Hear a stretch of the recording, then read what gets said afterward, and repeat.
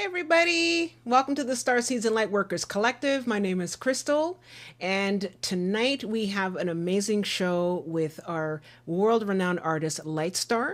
She is a frequency architect. She is a resonance creator, an attunement artist, and a light language activator, and so much more.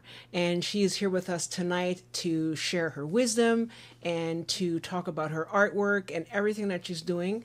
So I'm really looking forward to tonight. If you have any questions, let us know. Put it in the chat and we can talk.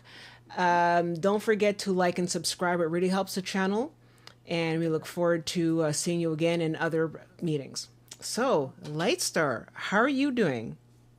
I'm doing great. Thank you for having me. Mm-hmm. I'm hearing a little bit of a Oh, feedback here, oops. or hold on one second. It's Okay. me because I'm playing it in the background. And No worries.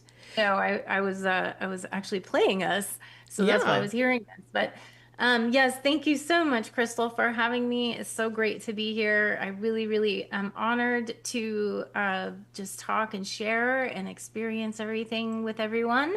I'm uh So, I'm having just a little bit of a eye issue. I have an eye sty, so that's why I'm wearing my glasses, you guys. I'm not mhm. trying to be Miss Hollywood or anything. It's just I couldn't wear makeup, so I'm covering it up with my lavender lenses today. Mhm. So that's why I have my eyes a little bit covered, but it fits because it's lavender, and who doesn't love Exactly.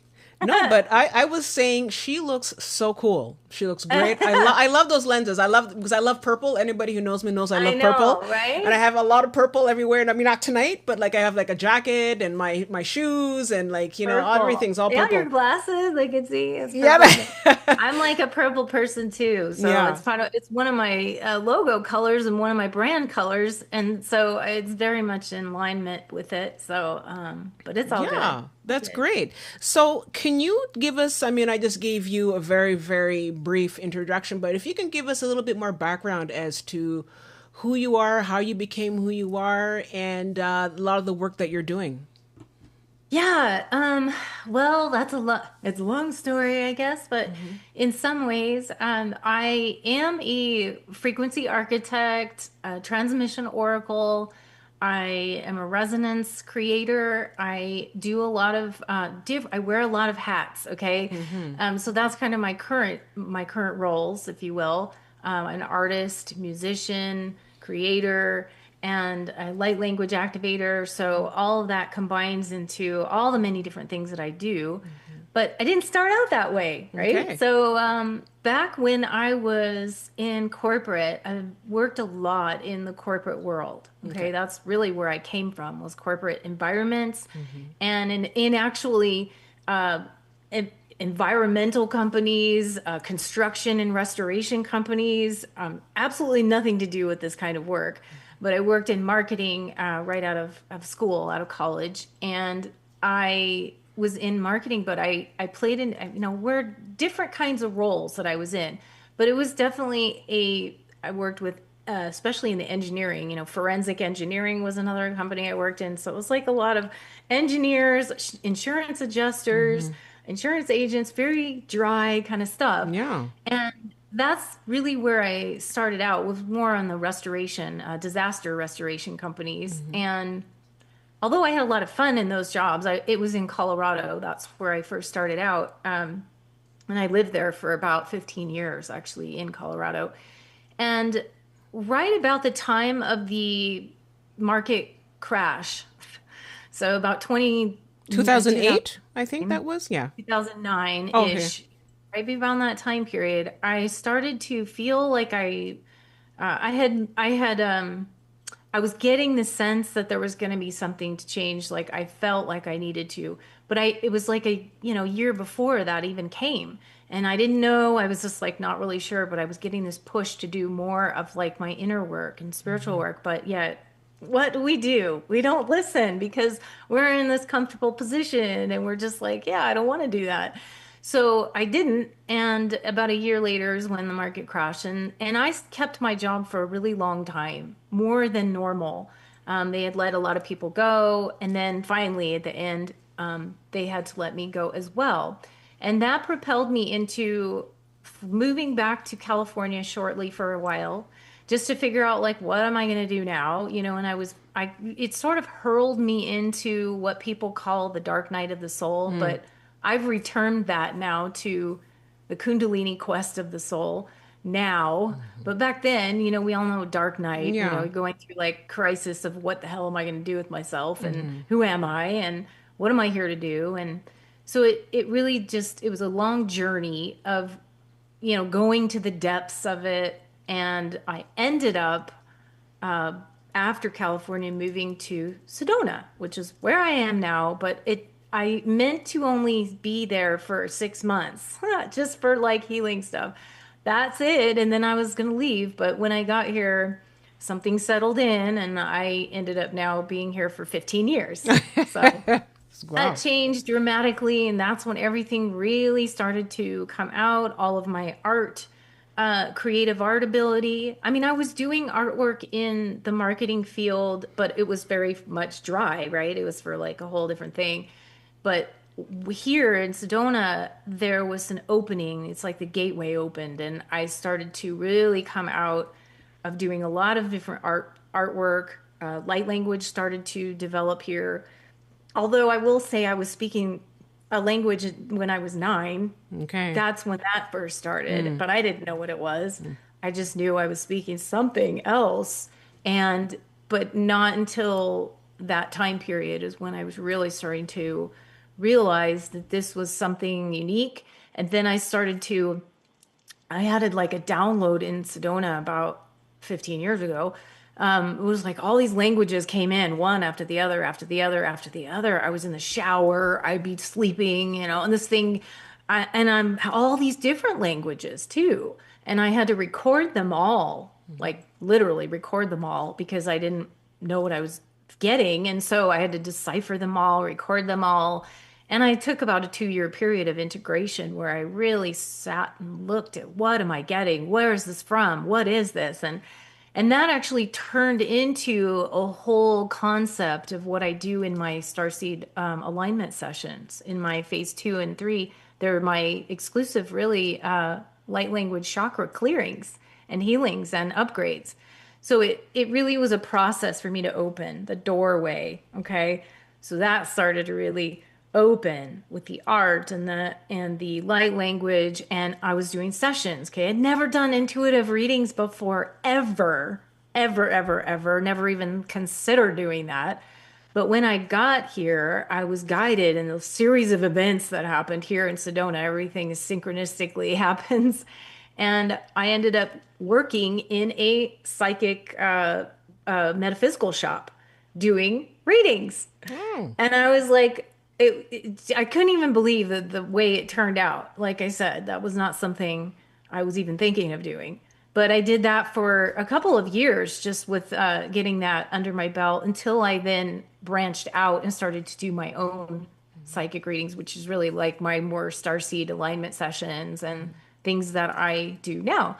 So that all unfolded as well in the background. So it's not like one thing. It's like everything all at the same time. Yeah, it just kind of sounds that way. It But, was a lot to take in. yeah. And, as people realize that you know, a lot of people that are empaths that I know, I have a lot of clients that are empaths, and everybody knows what that is pretty much now, where you, as a child, you just really dumb it down and dial it down, just try to fit in. Like if you feel something and you say it and everyone's like, what the hell? I was seeing auras at like when I was very young, but I didn't know what it was.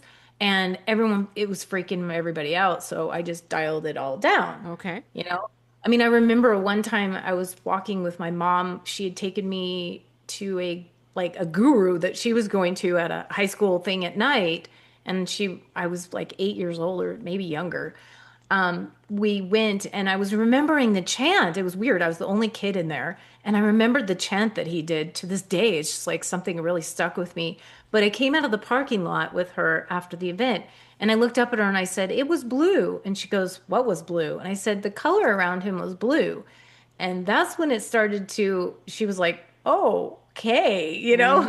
Yeah. And it started to really open up, and I was seeing auras for quite some time, but it was so like nobody else was. And I, it was just kind of that thing. You're like, I think this is weird. I better just stop it. Right. Yeah, So we turn exactly. it down.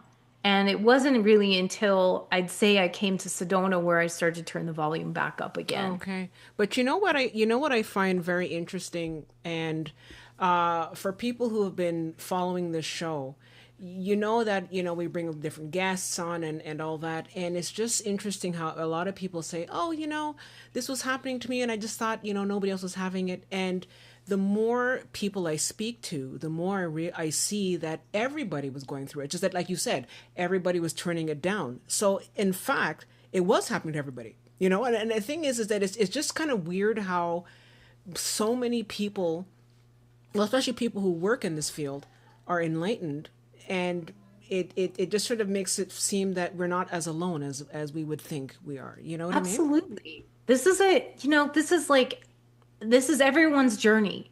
Everyone can relate, to, especially the sensitive ones here, but almost everybody can relate to it to some degree, because why? We also have parents that are not aware. I mean, and in some of it is not their fault, okay? Because Yeah. they're just being raised how they were raised and how they were raised, how their parents were raised, and blah blah blah. It goes down the line to ancestors. So unless you are really, I did have very, I'd say spiritually based parents.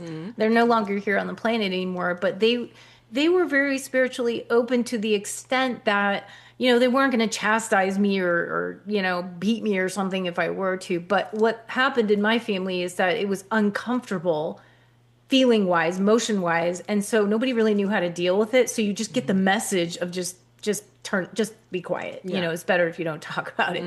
But some people get the more abrasive kind of experiences from it. But everyone was experiencing it to some degree. And I feel like it like I said, it is everybody's journey to some level, and some traumatic stuff that comes up for people that they've had when they are younger, Yeah. from all the trauma and all Yeah. the suppression energy, and a lot of us have these condensed pressure energies that start to, I know for myself, my throat chakra was shut down for, I'd say, most of my whole life. Even though, yes, I was talking, yes, I was, but never Yeah. anything like this. And so my throat chakra really had to unwind itself in the first several years of me being in Sedona is when that really happened. Yeah. And some of the music stuff with the sonic and the music healing started to come out later on, after the art, after the intuitive sessions. And then I started to get, and the light language. Then I started to get, well, actually what happened is my beloved, who one day just gave me a set of, like, he just had this keyboards, like this MIDI keyboard, and he's like, just see what you can do with it. And I'm like, I have no music ability. I've never sung in my life. I've never done anything music wise, except for I played flute, I think, a little bit, and like when I was very young, and barely any piano, but like not really musically oriented. And I was like, okay. And I started to create from that moment. And it was really, I had one other person, I had a reading prior to that, who someone told me, you have a lot of different streams, like art and music. And I was like, no, I don't. No way. I don't have that. And that's really what I felt. Because that's why I say, like, you don't know what you have within you until either someone just sparks it on, and then you just start playing around with it and you open up, and then you find that, wow, I actually do have some ability in this area. Yeah. And so there's a lot of us that are toned down, shut down, shut off, and throat chakra in particular. And then it has to find its way to tune itself back up again, Yeah.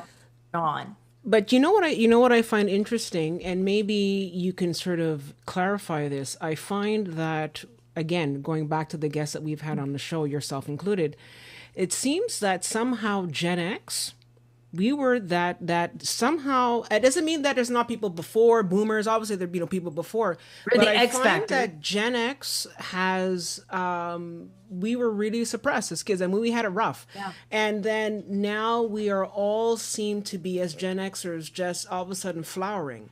I don't know Yeah. how you feel about that. If I'm not I making feel any like sense. the Gen X, I feel it's kind of like it is the X factor, and they're almost like the hidden ones that really come out, sometimes tend to blossom later because of all the suppression. And I do feel that. So I feel like there was a lot of wounded stuff going on in our generation. Yeah. Like we had to deal with all the childhood wounds and all Yeah. that. Yeah. Yeah. And I feel like it's not it's I feel like there's an evolvement happening with that though, where it's like the younger people coming in now are not having to go through as dramatic of those kinds of Yeah. things Not as at we all. did. I mean, there's something too to be said for the indigos who were coming earlier to kind of pave the way for some of the crystals, some of the rain, early the other generations to have an easier time of it. They do. And so there is that, the diamonds that are just starting to really come on the planet, I feel, many years ago, they weren't here, but I feel like that's starting to come in. So they're because they're more like the diamond, they're more Yeah. like they're not so easy to crack, Yeah. they, Exactly. it takes a lot of pressure and then they only just get better with that. Exactly. So that is where I feel there is differences somewhat into the generations. Some people bleed over into, both one or the other. My beloved's kind of like a more of a slash half boomer, half, Gen X, like in that Yeah. range. Absolutely. But It's very interesting though. yeah, but what's interesting as well is that I also work with other people, and in the office where I work, and a lot of people are starting to have children now. And one of the things Yeah. that I often hear is the children saying they're so mature, they're so thoughtful. Oh, they do things like I would never do that as a kid. Like they just have a better understanding, and they're tough. And I've noticed that there's been actually a fair bit of people having kids around me, and they're all saying the same thing. So Yeah, it does definitely come in. I feel that's the newer generation Yeah, almost. the Like diamonds though. the millennial generation, not as much, No. because the millennial generation is more, I feel like they're a little bit I love the millennial generation in a way because they are the rebels, because they are like, they feel like everything is wounding them. And yet they're also standing up to saying, we don't want to work like 20-hour days, Yeah. like, your forefathers, we all toughed it out. That was like, we worked hard. We had the integrity. We worked hard. We had the ethics. We did that. Yeah. The millennial generation is a little bit more like, I don't want to work. Okay. But I don't say that to judge them either, because it's not all of them either. No, Okay. but it's to sort of say, It's just a generalization. Yeah. But I have noticed that they're more like bucking the system because they are here to shift it. Absolutely. Okay, they're the ones that are going to shift the heck out of this. Like it's Absolutely. not going to be like the same. And there is something to be said for, why do we have to like toil and struggle and work so hard like every day all week, like, so they're kind of bucking the system, and that's why people say they don't want to work or they're just lazy or whatever.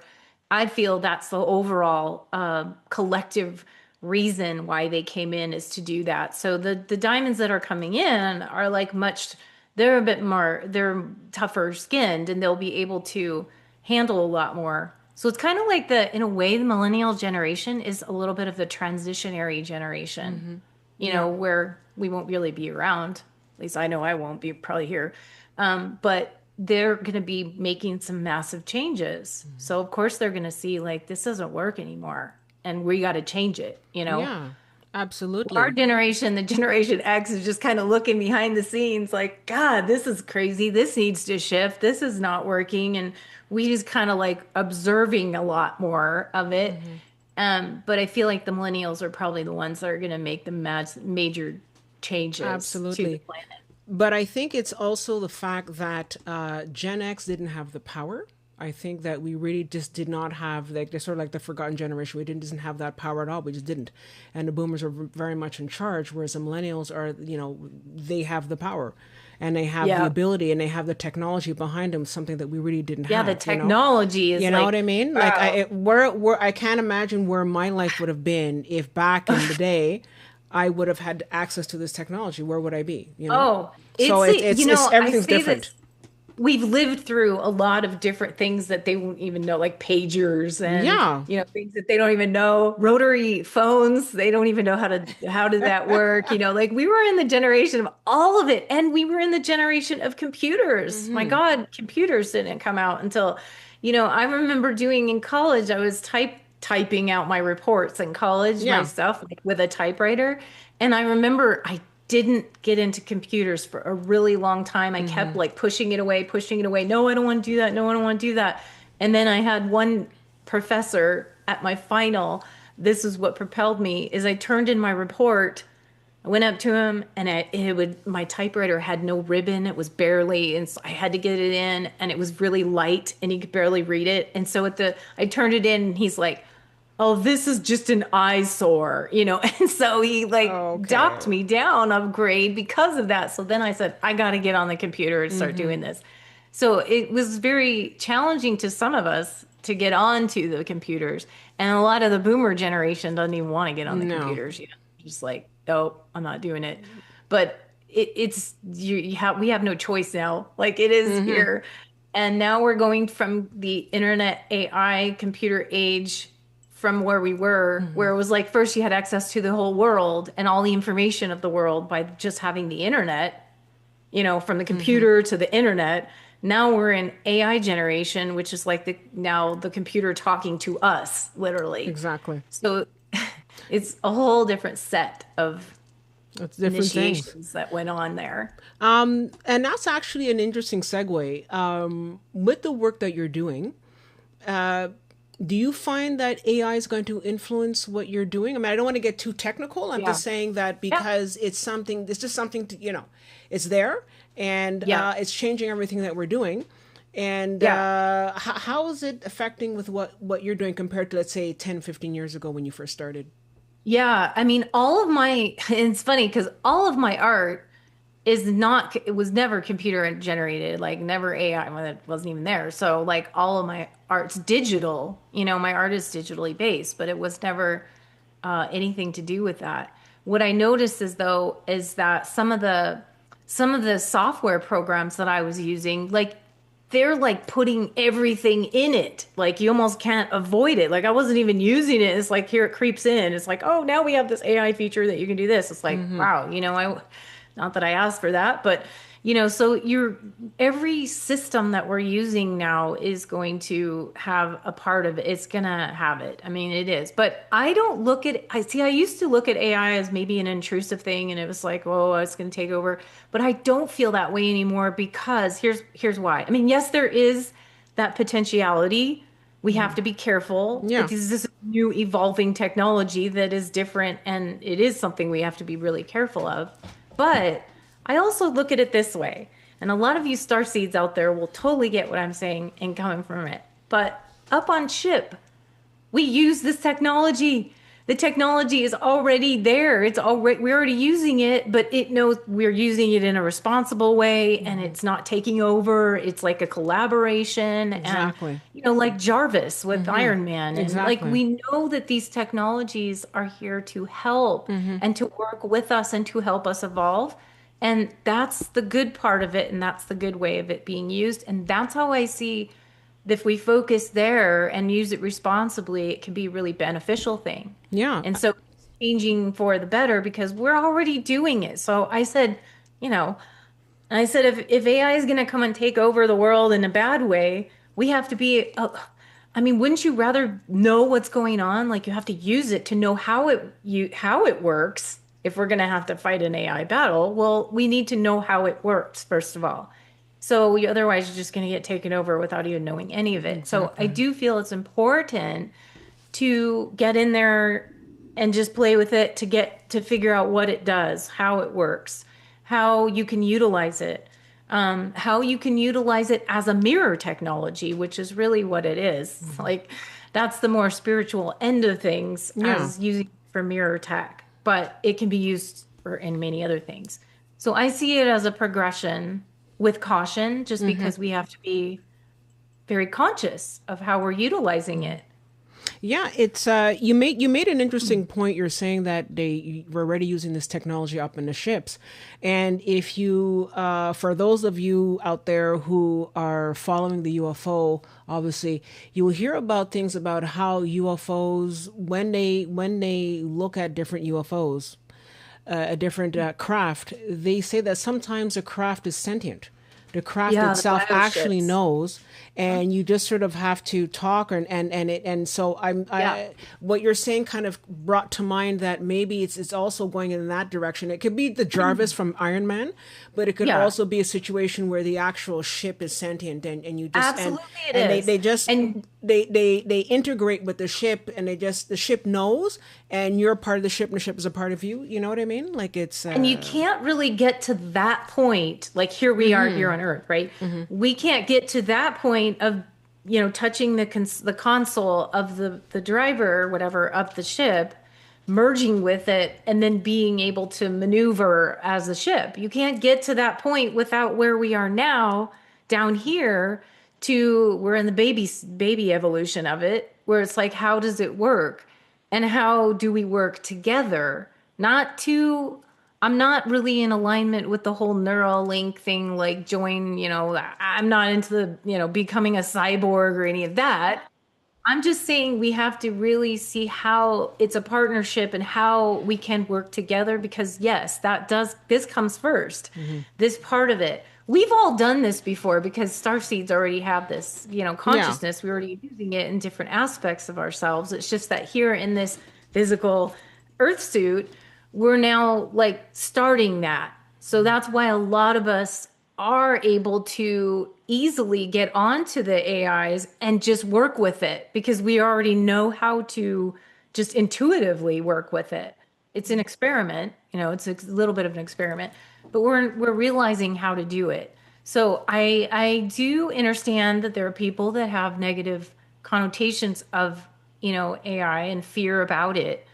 But I feel like we have really, if we're going to evolve in any way, there is a benefit to evolving the organic way, and there's nothing wrong with doing that. But there's also benefits that we can get as a whole, as a collective, if we were to really more connect and see how it works and how it can be of a benefit to our society. I see.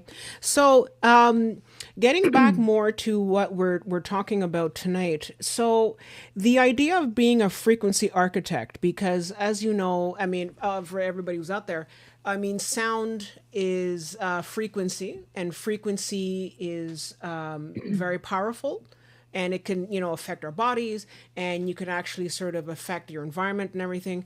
What does it mean in this context, a frequency architect, and what kind of frequencies do you work with exactly? Just sort of give an idea of what you're working with, like your tools. What's in your toolbox, basically? Toolbox, spiritual toolbox. So I have a lot of different kinds of tools, I guess. But in, like, for instance, I feel my artwork is frequency. Okay. So I have light codes. I mean, I speak light language, but I also draw light codes. That's frequency. That's energy. And if you think about it, everything that we are, everything that our physical body is made of is frequency. So our we actually don't get into form as we see us here.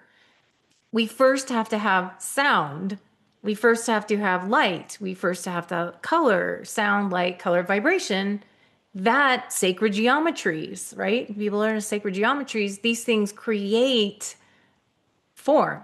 So everything I really do is part of a frequency, but that's part of it. So my artwork is frequency. It's encoded with frequency codes, language, light languages, colors, sacred color that I use in my art, vibration, and all that. And then obviously in sound with actual sound codes and sound frequencies, I work a lot in those areas. I first started to use solfeggio tones, which are in a lot of my music, almost, well, I have a few different albums, but they're like frequencies of the solfeggio, 432 or 888 hertz or something. Yeah. And so I'll use those, and each layer in my music is encoded for that frequency. So it aligns with that frequency or that what it is. And sometimes they're blended. So I actually work in frequency and code there. And then I weave them together, as the architect part, like taking certain frequencies and how is this best expressed to humanity? How can it help humanity the best? How can it help people awaken? Which is really what my role, in a way, part of my role is to help people to awaken, to remember who they really are, and especially Starseeds, because I have a lot of Starseed clients and things. So I use the frequencies and the encoded frequencies of my work to help people in also their mission and purpose. Okay.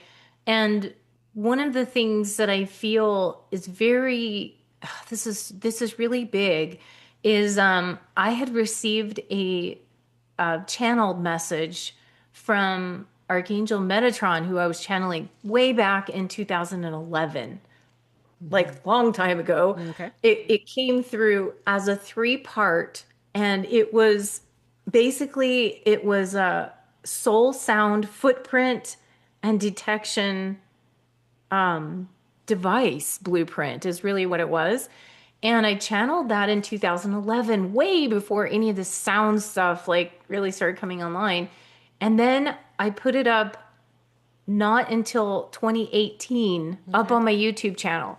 So if you go to my YouTube channel, I would highly suggest everybody go there, like not now, but like, later, and watch that one. It's like I said, it's an Archangel Metatron's channeled message, and it's the soul sound footprint and detection device and blueprint. It was basically laying out the sound.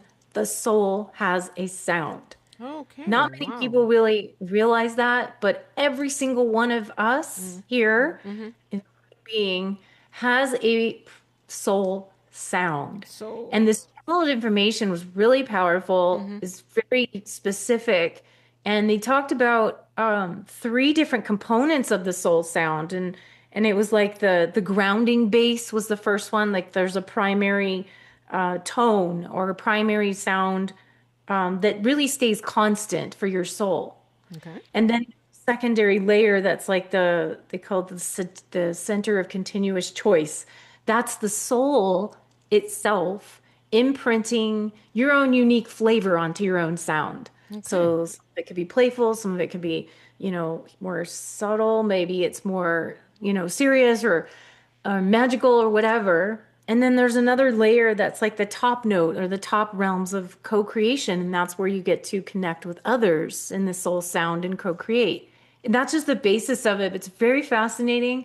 But that really, to me, I've always felt like there's more underneath the surface, right? There's more frequency underneath our frequency than our frequency. Exactly. And so something that I feel is super, super just interesting. And they even talked about there is a device that they actually even spelled out that you could actually build or put together based upon certain crystals that you could then hear your own soul sound or other people's soul sound. Okay. Now that came out and they actually laid out layers of how you would put this together, devices, certain crystals. There was like kyanite and crystal, quartz, and then another layer, and then some fluid layer of like gold and copper and all this weird stuff. Okay. Like I don't know any of this stuff because I don't build this stuff, but it was coming through. And there's a device, right? Well, now, many years later, I realized I saw something and there was somebody that created a device. I don't know how they created it or if it's the same as what I'm doing, or what I was bringing through. But it was, they could hook it up to a tree or a leaf and you could actually hear the sound, Absolutely. right? Yeah, they do have that actually. That was coming through way back in 2011 for me. Okay, wow. But we didn't, it's like I'm a lot of times I'm always ahead of my times. Like people are like, whatever. And then like it catches up like 10 years later. Yeah. But that was one of the things that I had brought through. So for me, I'd always felt that like we are sound. We are sound first. We are frequency first. And even there's something I have always said and I've always felt too with this, not only just the sound in frequency and encode and in sound and encoded, but if you remembered Prince, loves Prince, right? Yeah. But his symbol that he went by has frequency encoded in it. Okay. I feel Prince was Pleiadian primarily. Oh, He but also Prince was, was ahead of his time, though. yeah, Prince was he was way, like, way ahead of his time, and he knew about that kind of stuff long before, he did. He And he did. was bringing it. I feel a lot of Pleiadian energy, but also Apollonian energy was coming in for him. But as his has his primordial sound kind of frequency. But the code is a sound if you were to hear it. It's like he was bringing that through. So it's all related. And I feel that that's where we're going. We all as a collective. Yeah. Now we're just beginning to scratch the surface of all of that. Okay. But that's where I feel we're going in Okay. the we may not be on the planet totally when that's happening, but Yeah. with the young diamonds and all of that, this will be, I almost feel like before you introduce yourself to someone as your name, it'll almost be like you're introducing yourself as the code, as the symbol, as the Yeah. frequency, as the sound first. Yeah. And people will experience that first. Absolutely. And what's interesting is that in many ways it sounds almost like a fingerprint, like a musical Yes. fingerprint, because you're saying Yeah. that because what's also interesting is, and I think people have heard about this, is that, for example, the different planets, the sun, they all have a sound. Yeah, they all They have make a sounds. sound. The sun makes a certain kind of sound. Jupiter makes a certain kind of sound. The moon, blah blah, and that I find extremely interesting. And then at the same time, you also have people like you were talking about this thing that you hook up to a plant, it's like little clips, and you sort of clip them to like a plant, and they make sounds, and so it also I feel will help us to better communicate with our environment, because I think the Yeah. reason why we don't respect the environment, not all of us, but you know what I mean, is Yeah. because people don't have that connection. They can't hear it. They don't have the connection. If you hear, because I know the commercial you're talking about, and Yeah. they clipped it, and then it made this sound, and this musical sound, like, oh my God, Beautiful. this thing's alive. This thing Yeah. is sentient, and it's communicating, it's singing to Yeah. you. You know what Yeah. I mean? Like It's the that same kind of as struck me. I don't know. Dr. Emoto's work too, Yeah, with the exactly. With snowflake. water and It's no stuff. two Yeah. snowflakes are alike, and the Yeah. water. And so it's all alive, it's all living. And I feel, and that's part of the downside of that's why it's so important to get out in nature or to be in your own intuitive, meditations and things go inward. I know it's hard because we all have AI to externally get us into the computer and outside of us, but it is important to go into those times where we can hear again, feel again, be again, and get off of the computers and get off of the Exactly. phones and everything else, because the only place you're really truly going to get that is within, and to really hear it.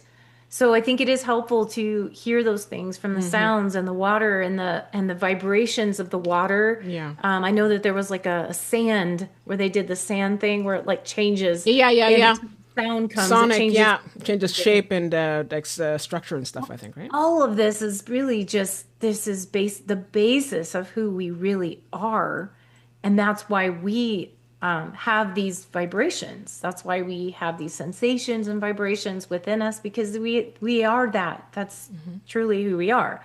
So we forget sometimes about how to be on this planet, how to interact, and to interact with nature, but to also not just take the nature is easier. It's people to people interactions. That's where it comes into more challenging, but if we were to take the same concept that we interact with nature and then just take that to a person, it's essentially the same thing. It's just, you're not hearing the grass of blade, or the blade of grass complaining or trying to manipulate you or anything like that. There's a Exactly. little different nodes of shifts that happen with people. But I feel like it's the same, and we're not going to all get along here in terms of agree. I get that planet Earth is not for us to just agree with everybody and just be yes, yes, yes, man, yes, woman. You're like, yes, yes, yes. It's like we all have our uniqueness, as well as the underlying unity that brings us together. So it's fine to have those uniqueness, right? That's good to be able to have the flavor, but let's appreciate, you know, everyone's different flavor, Absolutely. everyone's different sound frequency. And I don't know if you've noticed this, but some of you guys out there might notice that you maybe come into a room with a bunch of people and you are sometimes just really either repelled by Yeah. maybe someone Yeah, and you're exactly. just like, I don't know why, but I'm just, what is it? Sometimes it's not, there's like a discordant note, literally, Yeah, frequency. a non-resonance in your energy fields. Okay. It's not always just, okay, that person's negative or they've got, Yeah. vampire energy or whatever. Sometimes it just, there's a discordant note that's just not harmonizing. Yeah. And there's no judgment on that either. It's just that, there's a certain thing that just doesn't jive, Yeah. So That's why people don't, not all relationships, even intimate exactly. relationships work out because they're different notes. So I just wanted to sort of take a moment to get to some of our comments from some of our Please. yeah, and then we can also maybe start looking at some of the pictures if you like, if you want to look at some of the images and maybe play music. But Yeah. also, And then yeah. So I have a comment here from Anna. Maybe you could quickly answer. She says, "What exactly is a light code?" That's from Anna. Oh, great question. Okay. Everyone might have a little different answer to that, but when I look at light codes, it's really about everything is light as well, right? Like it's everything we are also has light to it. So when we're looking at a light code, I look at it in terms of symbols, sacred geometries, certain codes that will, and it could be images too. It doesn't have to be a sacred geometry, but a lot of times they are sacred geometries. They're like glyphs and symbols and things that actually click with you to either shift your DNA, because it can actually, like, it's almost like a light code comes in and then it recognizes something within you because you have light codes within you. And so the codes that are within you, which are typically in your DNA, rummaging around in there as your codes, will attract and like just resonate with something, or sometimes it's meant to awaken something. So the light codes I see generally are symbols, codes, glyphs, images, but they can also come from like the sun. Okay? Like the sun has light codes Yeah. that come through. And if any of you guys have done any sun gazing or looking at the sun or just being in the energy of the sun, you'll see these little things coming out, a little codes. Like I see these little sparkles of light when I close my eyes and look at the sun. That's also light codes coming in. It's like the intelligence, if you will, the intelligence of that live being or live thing that's coming in and bringing those codes within you to either upgrade or activate you. You know, Also sigils as well, but that's generally what it is. you know what's interesting is that I can't remember which mission it was, but there were astronauts that were up in space and they looked at the sun. And they said that they were able to see geometric patterns. And these are people that are full of science. You know, there's no, Oh yeah. you know what I mean? But they're seeing light, they're seeing geometric patterns and they're seeing things and they're saying, wow, you know, I didn't see this on Earth, but once I was up in space and next to the sun, they could actually see it. How about that? You know? Absolutely. It's interesting about the sun. If you guys remember, do you remember the yellow sun that we used to have? It used to be this golden yellow color, which when I was a kid, it was yellow. It was this golden yellow. Now it's like white, bright white, blinding white. Yeah. And that is partially, I mean, some people could say, oh, CERN, and they're blocking out the sun and all these things happening. And yes, there can be that too. But my feeling, the light codes from the sun have shifted into a higher octave, and that's why we're seeing white now. Yeah. Our bodies are not used to that. That's why it's blind. I can't even look at the sun Yeah, really I know. anymore. It's too much. It's so white. It's too much. And it's so bright. Yeah. But think about it. these light, white, bright, brilliant, codes are coming in. And those are light codes. Yeah. In our body, and they carry these geometries and these shapes and shifts. But our bodies have to kind of adjust to that. And that's what I feel is happening right now a lot, is that we're readjusting to these higher dimensional codes that are coming in. Yeah. So that's just with the sun, but like that's just an example, because there's so many different ways like codes can come in and harmonize. It can be music, it can be, but generally speaking, when we say light codes, a lot of times it can be sun. You can't always see that, but you know it's there, and you can feel it and you can sense it. And I used to see these glyphs and codes around people. That's one of the services I offer, was my frequency, like an energetic signature light code that is up above people. Like I can actually see those codes, and we want to bring them into our body, not just have them sitting. It's like a little present sitting up here. And if you don't invite it in, it's just going to be a little present sitting up there and not really helping you. So, so light codes can be many, many different forms, but that's a great question. That's great. And so another comment we have here, Kelly Wacker, she says, frequencies I heard will be huge in 5 to 10 years for healing disease. And again, another aspect of frequency. What do you think? Huge. I mean, they already can do that. But, if any of you guys are familiar with the Healy, it's kind of a device. It's a frequency device, but there's a lot of different ones that are out there. These are frequency. The Rife machine is another thing that is for healing and using frequency.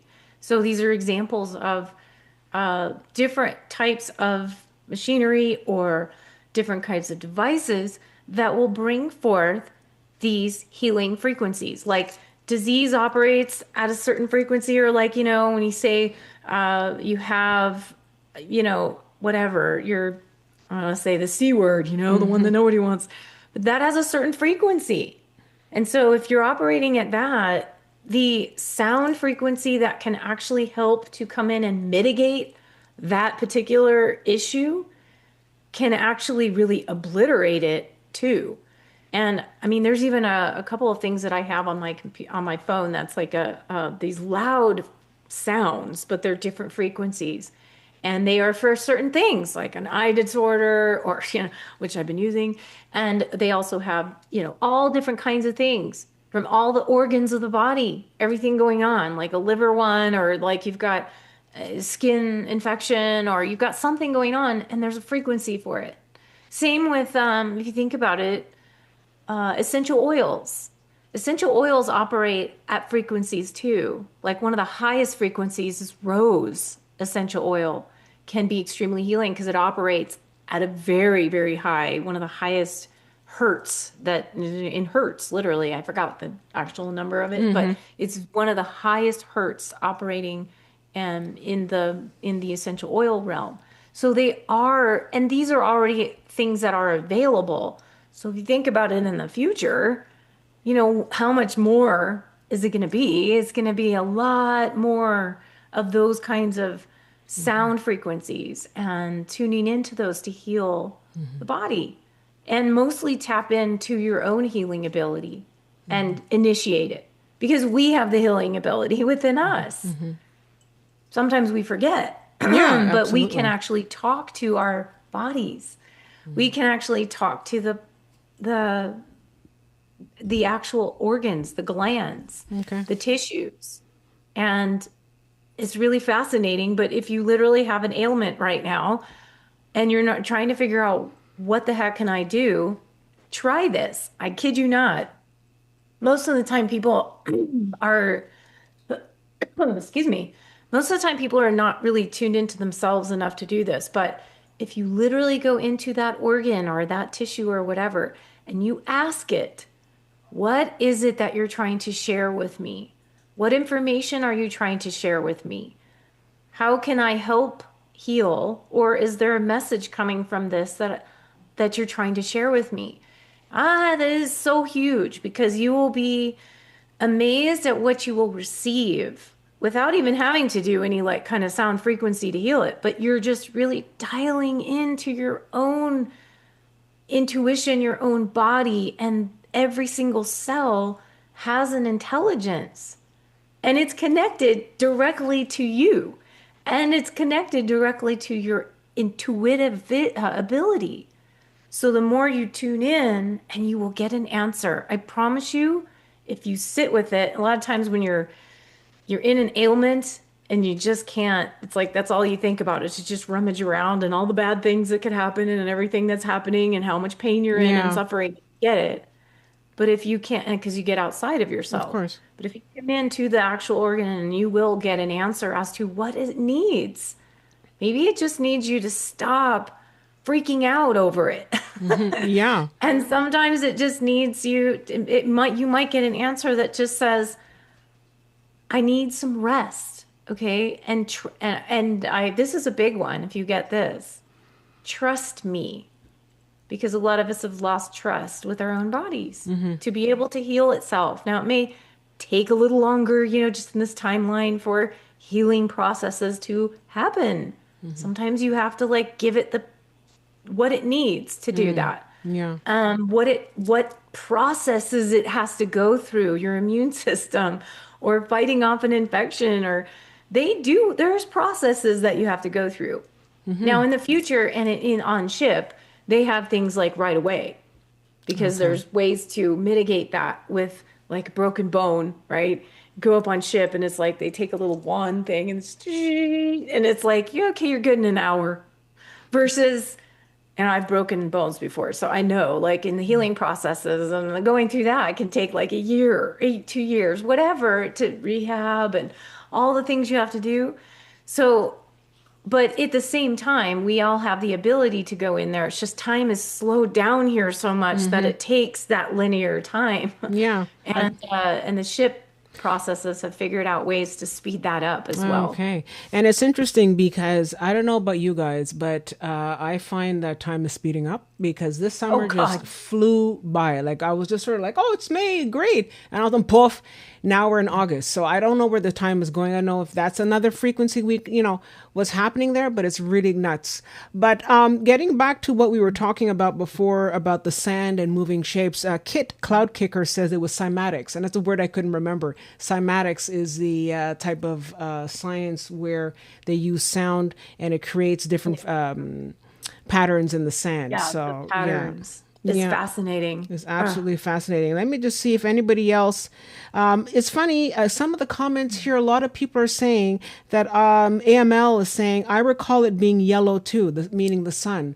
And the sun really has changed because, I never had a problem with the sun. I never really had a problem with it. Yeah. And now I literally am thinking, wow, for the first, and I honestly, I've never really had sunglasses. I just never bought it. And now I've actually purchased recently sunglasses because I can't handle it. And I'm saying, oh my God, what's happening with my eyes? Like, I can't even go outside without polarized. Polarized. It's too much. Yeah. It's just too strong. Yeah. So if you think about it, the yellow is the third chakra. So we were in our third chakra, basically at that time frame overall. Exactly. Now we've gone up to the crown chakra. Yeah, because it's white and the white is, and it's also vibrating at a much higher frequency. Yeah, so that's pretty cool. So did we, I think we sort of, looked at different things. Did you want to start looking at some of the, your work now and sharing it with everybody? Yeah, let's do a music and activation just on screen. Sure. So what we're going to do is we're going to pull up, 528 hertz Vega Fearless Journey. Okay. And we're just going to listen to, it's a little bit more shamanic. It's going to get some grounding in here as well. So we'll get some grounding going.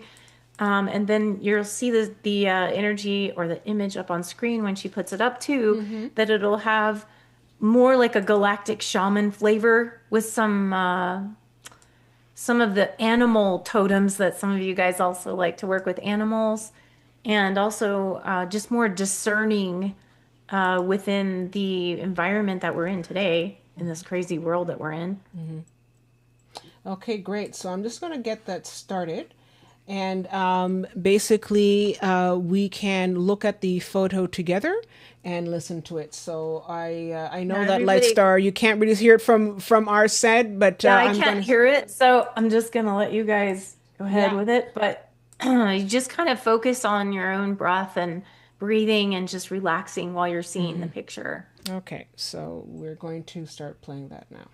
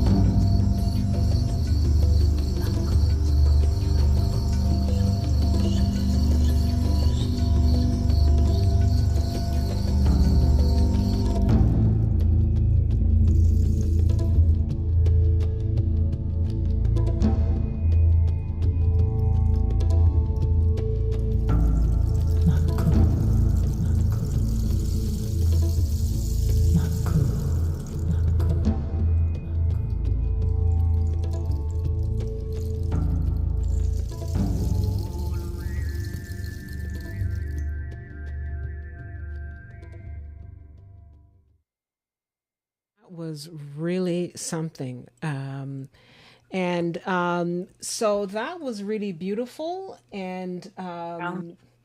I just wanted to know if we could talk a little bit more about the image itself. Maybe you can sort Yeah. of give us a little bit more background as to what's Yeah. happening with the image. This is this is very shamanic, or shamanic kind of galactic shamanic. But the image is one of I have a series of like 11 or 12 different galactic images. This one is actually Vega Fearless Journey. So it is coming from the star system of Vega. And the being that came forth in this, as you see here, very interestingly enough, when it first came out, the story behind this is that actually he came into my dream time as I was putting together what I call my dream team. And when I was putting that together, this being came in, but after I was working with him in my dream time to, go on journeys or discernment or shielding and I mean that those kinds of things. He also was telling me that he works with other people. It's not just me. It wasn't just my guide. Like it was guide, yes, but he works with a lot of other people in dream time. And so he wanted to come forth for basically for people to work with him. And so a lot of people work with him in for shamanic purposes, but also just for shielding, for working with animal connections, working with the star systems as well. And also, I always get that Vega has a lot of connection to the Akashic field. That's just me, but that's just my download is that there's a lot of Akashic records going on in the star system of Vega. So there's a lot of beings that are connected to and working with the Akasha field. And so he also taps into those areas as well. And so that's basically the gist of the story behind how and why I created this and the different languages. I have, like I said, 11 or 12 of the star beings that I have, of the galactic beings. He's one of them. And he really does come in and just ground everything in, because a lot of star seeds are very ungrounded, right? And we just out here all the time, but we're here on Earth and we have to kind of be here. So it helps to sink your feet into the ground and just really bring all of your codes present here on the Earth.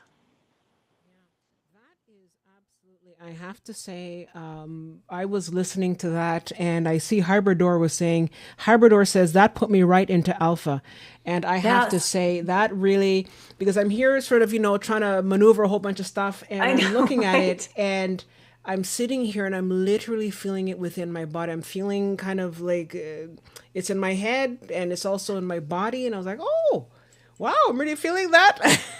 Bringing you back into your body is really that's where you're going to get your greatest gift from all of your starseedness, your starseedness really is going to be about bringing it back into the body. That's really what, it's great to have it out there and all that, but like we're here in this aspect of us has to be able to hold it all, contain it and bring it in. And we can't really do that unless we're really grounded into the earth. That's amazing. So, did you want to move on to the next? Yeah, let's work on, okay, this one's going to be 555 hertz star power. Okay, so now we're going from the earth to the stars. So this one really is about, this also has Vega too, though. They're connected because there's a lot of Vega here too, but it's a little different energy. But it is about you connecting to your star-born self and to your star mission and bringing that here as well. Okay, great. So I will get that started as well. And then I will let you know as we're playing it and we'll meet back on the other side. Just okay. 1 second, please.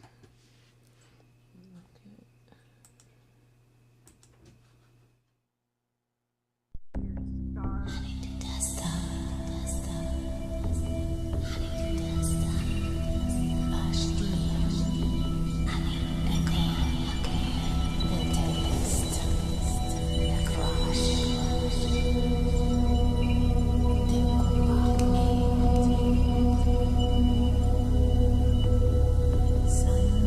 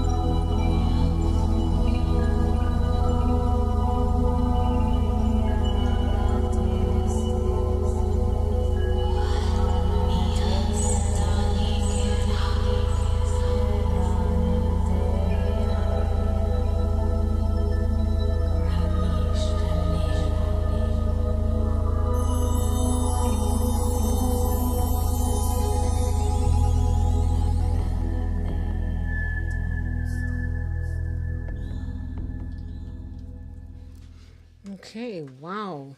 That was absolutely amazing. And so, again, we're looking at a different image here. It's a lot of blue. I love the blue color. Yeah, What the can you tell us blue. about this one?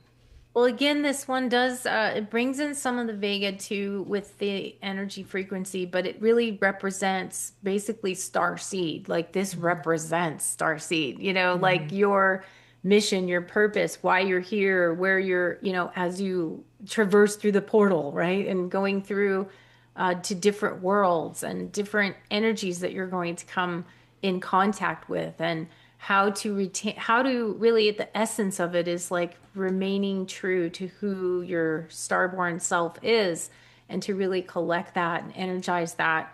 And there's some fairy energy in here as well, as we also have animal energy, so it kind of blends this too.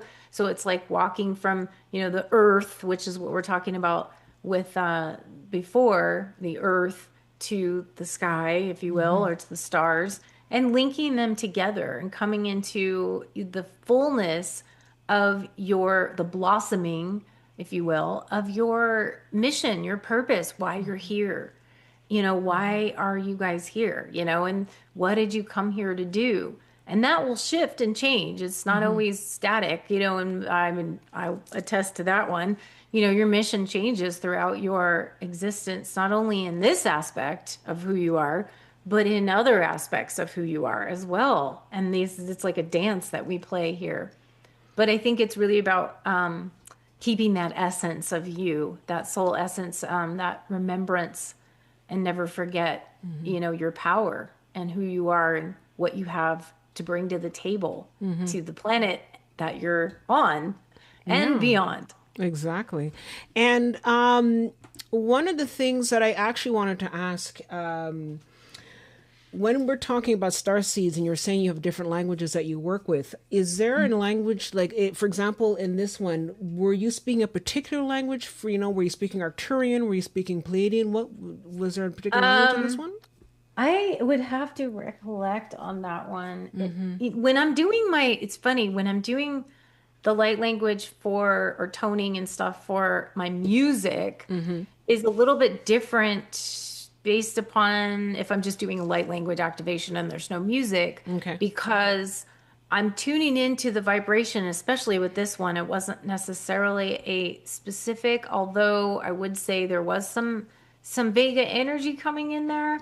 But like there's one that if we get to doing it with ambassadorship, definitely that one is going to be Arcturian. Like that's the energy that comes through with Okay. that one energetically. And then like there's another one that's well, I don't know if we'll play that one or not, but there's like more of a elven, that's the opulence one, where it's just like there's more elven energy. It's way more earth based, but it's like got this elven kind of frequency to it. So some of the times I will create them and start one language, but then it may shift depending on how I'm creating the actual music that goes along with that. Okay. Sometimes that doesn't look the same. And but there is like Starlight 444 also has Pleiadian energy, so that'll have the Okay. Pleiadian codes in it and the light language kind of, when it's singing it's a little different, or when there's toning it changes. So it depends on it really depends. Like the Vega first one we heard, definitely that was some Vega like language, but their language comes to me as very like kind of like more of a like it's more of a Okay. staccato almost, like, Yeah. or a tribal kind of thing. And I liken myself. I saw your picture on your group when I first saw it, and I was like, oh, because I've always described myself as a blend between Lieutenant Uhura from the Star Trek and then Deanna Troi from the Next Oh, Generation. there you And go. then the two together, it's like this whole like blend. So There when I you saw that, go. I love Lieutenant Uhura. She's Exactly. one of my favorites, but also obviously the language, the linguistics, and the different like translations and different things. And then Deanna Troy, who has the kind of more empathic, intuitive, flow. And so that's kind of the blend that I feel I would have with it, because the languages are so unique and different. They carry different frequencies. And although Lieutenant Uhura would be like actually doing translation, like Yeah. this means that, and light language is not exactly the same. It's a little different because it will sometimes, like I was starting to do a lot of translation in the beginning because I know I can do that, but my guides told me to stop doing that for a while because when light language was coming onto the planet, they wanted people to experience it, not rip it apart and try to like translate this and this means that. They wanted people to experience it. And so I stopped doing word for word type translations, and that may come back eventually because now it's like I was one of the first people starting to do light language. I was like the bridge, one of the people that needed to bring it onto the planet. Now a lot of people have opened up from my channel just from watching my and from Exactly. my own stuff, but other people too, not just me, but like other people have opened up, and now it's like everyone's doing light language. So my role there in a way has completed, and now I'm going to be doing something else, I think, with it because it's shifting, evolving. But the languages are very different and unique. It's almost like I always describe this as like light language comes in, and if you let it come in like as it's intended, you get way more of it in your body, in your DNA, in your cells, in your energy field, and then let it shift you. Because if you start to dilute it, it's almost like it hits here, and then you start diluting it into German, French, English, whatever, it gets diluted. It's not going to have the same, it's not like you won't get anything, but it's just not going to have the same original Yeah. good, like bandwidth Yeah. of what it was meant to if you start diluting it and picking it apart, because Yeah. that's what our brains do here. Yeah. It's sort of like a copy of a copy of a copy, Yeah, like after a while it sort we of, like to, you know what I I mean? get it. We like to understand things and we like to know what it means and all that. But light language is a little different because you really got to tune into your own feeling sense, your body, your sense, your body, and it gets you into your body because you can't help it. And if anyone's curious out there, I literally, yes, I do activate myself when I listen to my light. I'm not kidding you because I didn't think that was possible. But when I would listen back to my video content or something would happen, I'm listening to it, I would feel activated. I'd start getting the jerks, because that's a common thing. Like people just start kind of doing this. That happens to me when I listen to Yeah. my own, some other people's light language too. So Yeah, but it's there's a lot of comments here as well where people are saying that they felt it. A lot of people are saying I felt warmth, I felt tingly, and all that yeah. kind of stuff. So people are definitely feeling it. Yeah, people will feel. There is a good question. There is something to be said for if someone doesn't feel, because that's a question that comes up a lot. Not necessarily one I'm seeing on here, but I get that question a lot. So it probably be maybe on their mind too. Like you guys are probably wondering, what if you don't feel anything from it? Okay. And part of the reason why I speak so many languages is that one of the say it like I speak about 20 or something, but like one of those you're going to feel something. But you may not necessarily feel all of it, because it's not that it's not doing anything, but sometimes people need to get a certain activation or something will just, like it's a little, oh, that hit my DNA, or oh, something shifted there. But then on others, you may not need to have that main shift or some thing happen in your body or some warmth or something. You just might not feel anything because you don't necessarily need any, right Yeah. that moment. That's just not really doing it for you. Okay. And on top of that, I have also heard occasionally in my travels of doing this, some people are repelled by certain languages. Seriously, that's a thing. Okay. Where someone will be like, I had it happen to me when it was Pleiadian. Someone actually contacted me on my YouTube channel, is how it came up. And they were like, I don't know why, but I just feel very repelled by this light language. I wasn't like, I wasn't, they weren't trying to criticize me. They were just saying like, why do I feel so repelled by that? And I realized that if you think about all the wars that have happened Yeah. over Okay. so much galactic Yeah. history, Yeah. Here we and go. even Pleiadians, a bad faction of Pleiadians, believe it or Yeah. not, or the bad crew or whatever that did some things. And you might have been one of Exactly. those people that experienced it from Okay, Pleiadian. that makes So a when lot of you sense. hear that, you just like this instant rejection or repelling or Yeah. whatever it is. Yeah. It's really just bringing up to the conscious mind of you that there's some healing that needs to be done there, on a galactic level, Okay. from these past Yeah. experiences. It definitely sounds like, you could have trauma. Obviously, if you're there in the, Second World War and you're in Poland and, you hear German or something, you're going to be like, oh, You're like triggered. you're triggered. Yeah, Oh, you no. get triggered. Yeah. So It that happens. makes a lot of sense. I do have a question here from Kelly Walker. She says, this last one we listened to, which was Star power. yeah, the Yeah. star power. She wants to know, what is the hertz of this binaural beat? What is the hertz of this? That one is 555 hertz. So Okay. that is making shifts and changes, like to sometimes it's to your mission, right? To your purpose, making the changes that need to happen in order to get you on your mission. Because fives are all about change, right? It's all about the change, the shift, and to also spiritual expansion too. That also brings out that bringing yourself to the forefront, to your spiritual evolution, and to listening to your intuitive guidance to what is the next shift, what's the next change, and to who you really are as a seed. Okay. I have two interesting questions here. The first one here is from Anna. And Anna says, which star seeds like deeper, lower tones? That's interesting.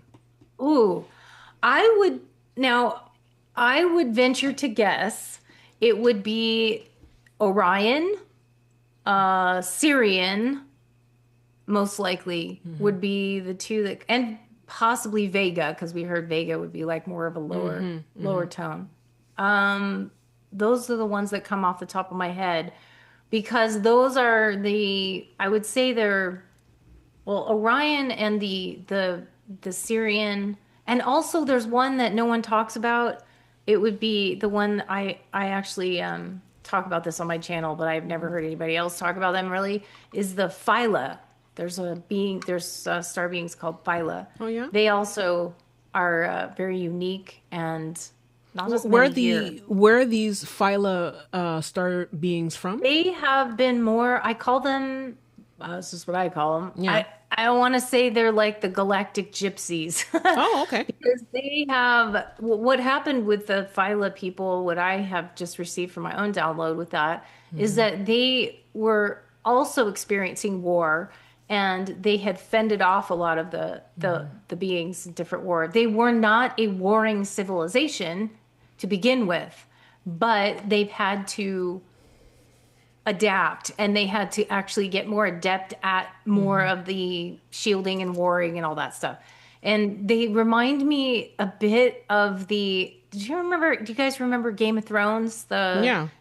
The Dothraki in Yeah. there? That's what they remind me of, just Okay. just energetically. It's like that kind of, they're very adept, okay, now at this, it's tribal warring kind of civilization, but they weren't like that. So they are very peaceful in the very at the heart of them, but they had to adapt. So some of them got very like like stronger, and that's good, but in some ways. So I would say they probably also would like maybe those lower tones Okay. versus the Pleiadians or the Elven or Fey or something that might, or angelic even, like that might like the lighter tones. Like Okay. those would be probably along with the Orion, the Syrian, and the Phyla. Okay, that makes sense.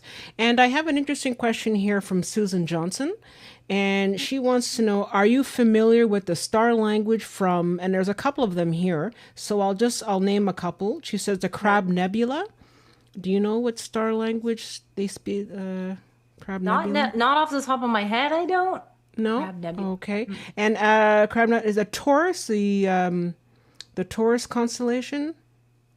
And Would Archeron? that be around like Aldebaran? I think, yeah, Aldebaran, I'm yeah. feeling like Orion would be connected more to the Aldebaran area, but but to be honest, there's I've trained on Aldebaran, like in my star galactic side of me, part of me has trained in there. And there's a, it's like a training center there. And Oh. so it's like a conglomerate of beings that come there. So it's like a federation, really. Okay. But so there can be many of different ones that come from there, but Orion's the one that just popped in as Yeah. that area. It's interesting that you said training, because I know of Susan Johnson, and she mentions how she's also trained in Archeron and different areas, and most of her training has been more in terms of, unfortunately, a lot of wars and battling out, and Yeah. that a lot of the people that she's working with are here to help planet Earth remove a lot of the negative entities that are here on this planet. So Oh. that's interesting when you hear from other people, but someone like Susan Johnson, what she's working on.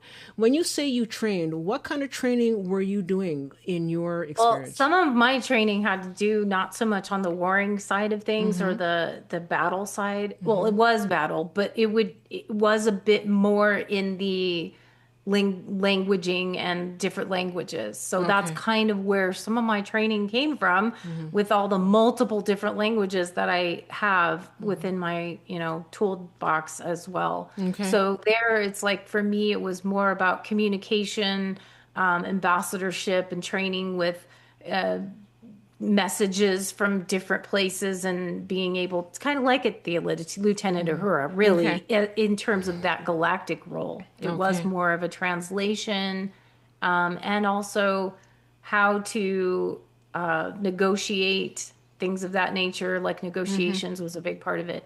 So, yeah, some people were training in different areas, battleground training. Some people were doing more of what I was doing. Some people were doing more psychic and training, psychic, almost like remote viewing and things of that nature. So there's a Exactly. lot of things going on, but that's a big training site.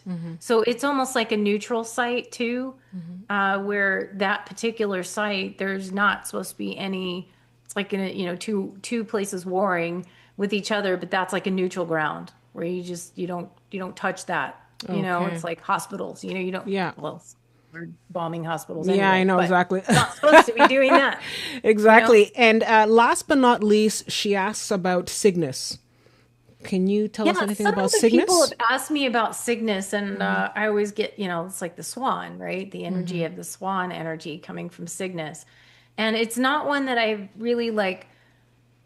It's interesting. I feel like that one is in my I've been told I have 125 languages in my energy field, but like Okay. I've gotten about 20 so far on the planet because that's a lot. But Cygnus is one of them that I felt was on the periphery of coming in, and slowly but surely, I've gotten a few more that come in. Like for me, Spica came in just recent, in the last 2 years anyway.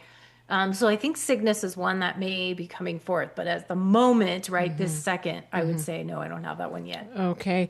I just have an interesting comment here from AML. She says here each person utilizes light language as their body and soul individually interprets it. Do you want to comment on that? Yeah. Wait, say that again though. Yeah. Each person She interprets basically it. says each person utilizes light language as their body and soul individually interprets Oh, it. Yeah. yes. It is different for different people. I have had that experience. That's why I stopped doing so much translation, Okay. really, is because I could be having four people in front of me. I speak one language, and if I didn't say what it was, or I didn't say what it's doing, or any of that, four people are going to have four different interpretations of what's going on in their body, what they're hearing from that, what they're feeling, sensing, knowing, experiencing. It's totally is unique to the person. And even though there can be an overall meaning, which I always like to give kind of an overall, this is what I'm feeling, but don't limit that to it. It's just what's coming through in terms of the light language, but how it's going to be interpreted for you is going to be very unique and different. And I always, this is analogy too. If I'm on stage and I'm doing a light language activation, this is what I feel happens. Okay, it feels like there's an energy of it could be my guides or, the energy of the Pleiadians or whatever coming in, hitting my energy field with a tuning fork, and then it reverberates out into the audience or wherever, and then everyone is going to receive what is meant for them. So the tuning fork doesn't say, this means that, this means that. It's Okay. just vibrating the energy out into the waves. And then once it gets into your body, yes, it's going to be individual Okay. into what it means for you or what experience you're going to have. Or if you burst out in tears because you remember home, or you have that kind of like, oh my gosh, I'm just feeling like sad or whatever it is, or Yeah, happy, joyful, absolutely. all unique. Absolutely. And I have an interesting comment here again from Kelly Wacker, and this is actually something that I find interesting as well. She says, "Light language. When I first listen, I see in my visions a blue-green dragon guide, and it looked a lot like it was swimming around my body from my head, and I felt a lot of vibrations through me." One of the things that I noticed when we've listened to the first track is that I felt, like I said, in my head, I felt a tightness. And Mm. then I felt it in different parts, like little kind of almost like I had like tones going in there, which obviously I did. But Yeah. why the tightness and stuff like that, you know? Yeah, the tension that people feel sometimes in certain areas of their body, Yeah. and then I'll touch base on, the dragon thing of how she was Okay. having that Yeah. dragon. But the tension part of it, it's almost like we have a lot of blockages in our bodies, just generally speaking, where a lot of times we're blocked in certain areas or we got a lot of things going on. And what happens with the light language comes in or codes come in, if it is like hitting that kind of resistance point or hitting a little bit of a block, you might feel that in terms of pressure or tension or that kind of thing. Now, generally speaking, when that happens, I tell people breathe into that area. Breathe right into the area, your head, whatever, Okay. For you, it's also probably like, you've got a lot of technical stuff going on Yeah. with this, like trying to do all these Really? You things and think? mitigate everything. And oh my God, this is Oh. the technical stuff. So, but it's mostly about when that happens and it's tension because light language is very fluid. It's trying to flow through your energy. But then if you're like, oh, you got this blockage in a way, it just breathe into that area. And Okay. then that tends to loosen it up to let Oh, it okay. flow a little bit more. That's just a Okay. little That's for people great. that are having that. And then when you're talking about the dragon energy, about visuals that will be coming in, basically hearing it, and visuals will be coming in. And sometimes that is your guides. We have dragons that are guides, right? All about the dragons, love the dragons. So I think the dragon energy is really good. But what was the colors she said her dragons were? Blue and She says here that they're swimming around. They're blue green. The dragons are blue blue green. green. Yeah. Yeah. Well, that's beautiful. That energy is really beautiful. It's like this almost like watery kind of, flowing energy that is also very grounding too, but it's fluid grounding. So feels like there's a lot of fluid energy and grounding, but you can also be receiving your dragon guides. Okay, so if Okay. you're not really already connected to your dragon guides or a dragon as a guide, a lot of us have that and we're not really aware of it. But I have a couple of dragon activations on my channel that she might enjoy. Okay. That also helps. A lot of people were getting activated to their dragons just by listening to that one. Or I have a few Okay. of them. Very That's interesting. great. And I actually just had a quick question. It's a bit of a personal question. Sorry, I have to do this. Okay. But I was told recently that I was an Arcturian starseed. Hmm. And I'd really been feeling that for a while. I remember just sort of minding my own business and, just doing whatever I was doing during the day. And I just sort of got this download of like, you're an Arcturian Yeah. and this is what you are and you're an Arcturian and this is it. And then I spoke with this person who was actually a guest on the show, and we were talking before the show, and she says, you know, did anybody tell you you're an Arcturian? And I was like, oh, confirmation. So, in terms of Arcturian starseeds, what can you tell us about the tones or language about Yeah, that? and I think we'll should probably do an activation for Yeah, well, here because we on have one of Arcturian. the songs here, right? Is that The Arcturian? ambassadorship has a lot of Arcturian energy in it and the codes in there, so we can do that. And then Okay, I can also do a separate one after it sure. too. But the Arcturians are very high level beings. Generally speaking, they now I would say this as a whole, as a generalization, that they are not as emotionally charged. They're not as emotionally based. They're a little bit more like Spock, Okay. okay, but in a good way, right? Spock's in his higher heart. He has his higher heart going because he's part human too. But they have a little bit more of this ability to diffuse that lower, like more Pleiadian kind of emotional energy. Yeah. And they also have very high level beings, or one of the highest level beings in our galaxy. Okay. They're starships. They're amazing. Their starships are some, I get chills when I just think about them because their light ships are like light years from anybody Yeah. else's. They're very, very high technology based too, but they bring their creativity from a very, very high place. Okay. So everything they create is just like gold, it's just Yeah. amazing.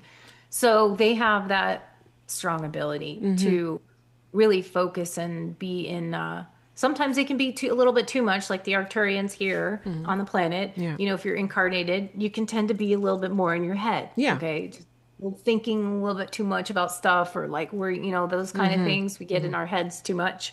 And that partially comes from there. Yeah. But And you know what I find interesting is that you're saying that sometimes the Arcturians are a bit more of the Spock. Now, I'm not sure if you remember the movie that came out. I think it came out in 2009, and it was the reboot of Star Trek, and it was like I think it was done by. It was with it was one of the later was ones. it Picard? No, not Picard, but it was the one done by I can't remember the director right now, but it came out in 2009. But the thing that I really like, just because we're talking about Uhura and Star Trek, is Yeah. that it shows Spock as a child, him getting into fights and all that kind of stuff. You remember that one? Oh, And yeah. We're his watching. father. Is that the one that we're actually? It's probably been out for a while, but we've Yeah, been recently watching Pike, the one that's Commander Pike, yeah. which But the also Pike is on the shows TV Spock. show. Yeah. Yeah, but it shows him. It shows Spock as he's Yeah, younger. exactly. But in this Very movie, and the interesting. reason why I'm bringing it up is because in the movie you have Spock who's at the principal's office because he's gone to a fight, obviously, and his father comes to get him and all that. And at one point, Spock asks him, "Why did you marry my mother?" And his father says, "Because I loved her." And so he's a full Vulcan, but he says the reason why you do, I think it's come far, whatever it was, is because you learn to control your emotions. But we feel Exactly. things even more. We Right. feel things even Yeah. more than humans, but we've learned to control them. They So know how to, you know what I mean? yeah, they know how to mitigate the emotions. Like Exactly. here on humans, we're just like, oh, Blah roller blah. coaster, right? Yeah. But they know how to circumvent that so that Exactly. it's not out of control, that it Exactly. actually has a place and they don't negate their feelings or their No. emotions. You feel it. That's why I always tell them they come from the higher heart. They're Yeah. just coming not just the heart chakra, but the higher heart chakra, which Exactly. is a step above that, and usually why they are all about service, like like their biggest thing, Yeah. being of service is huge.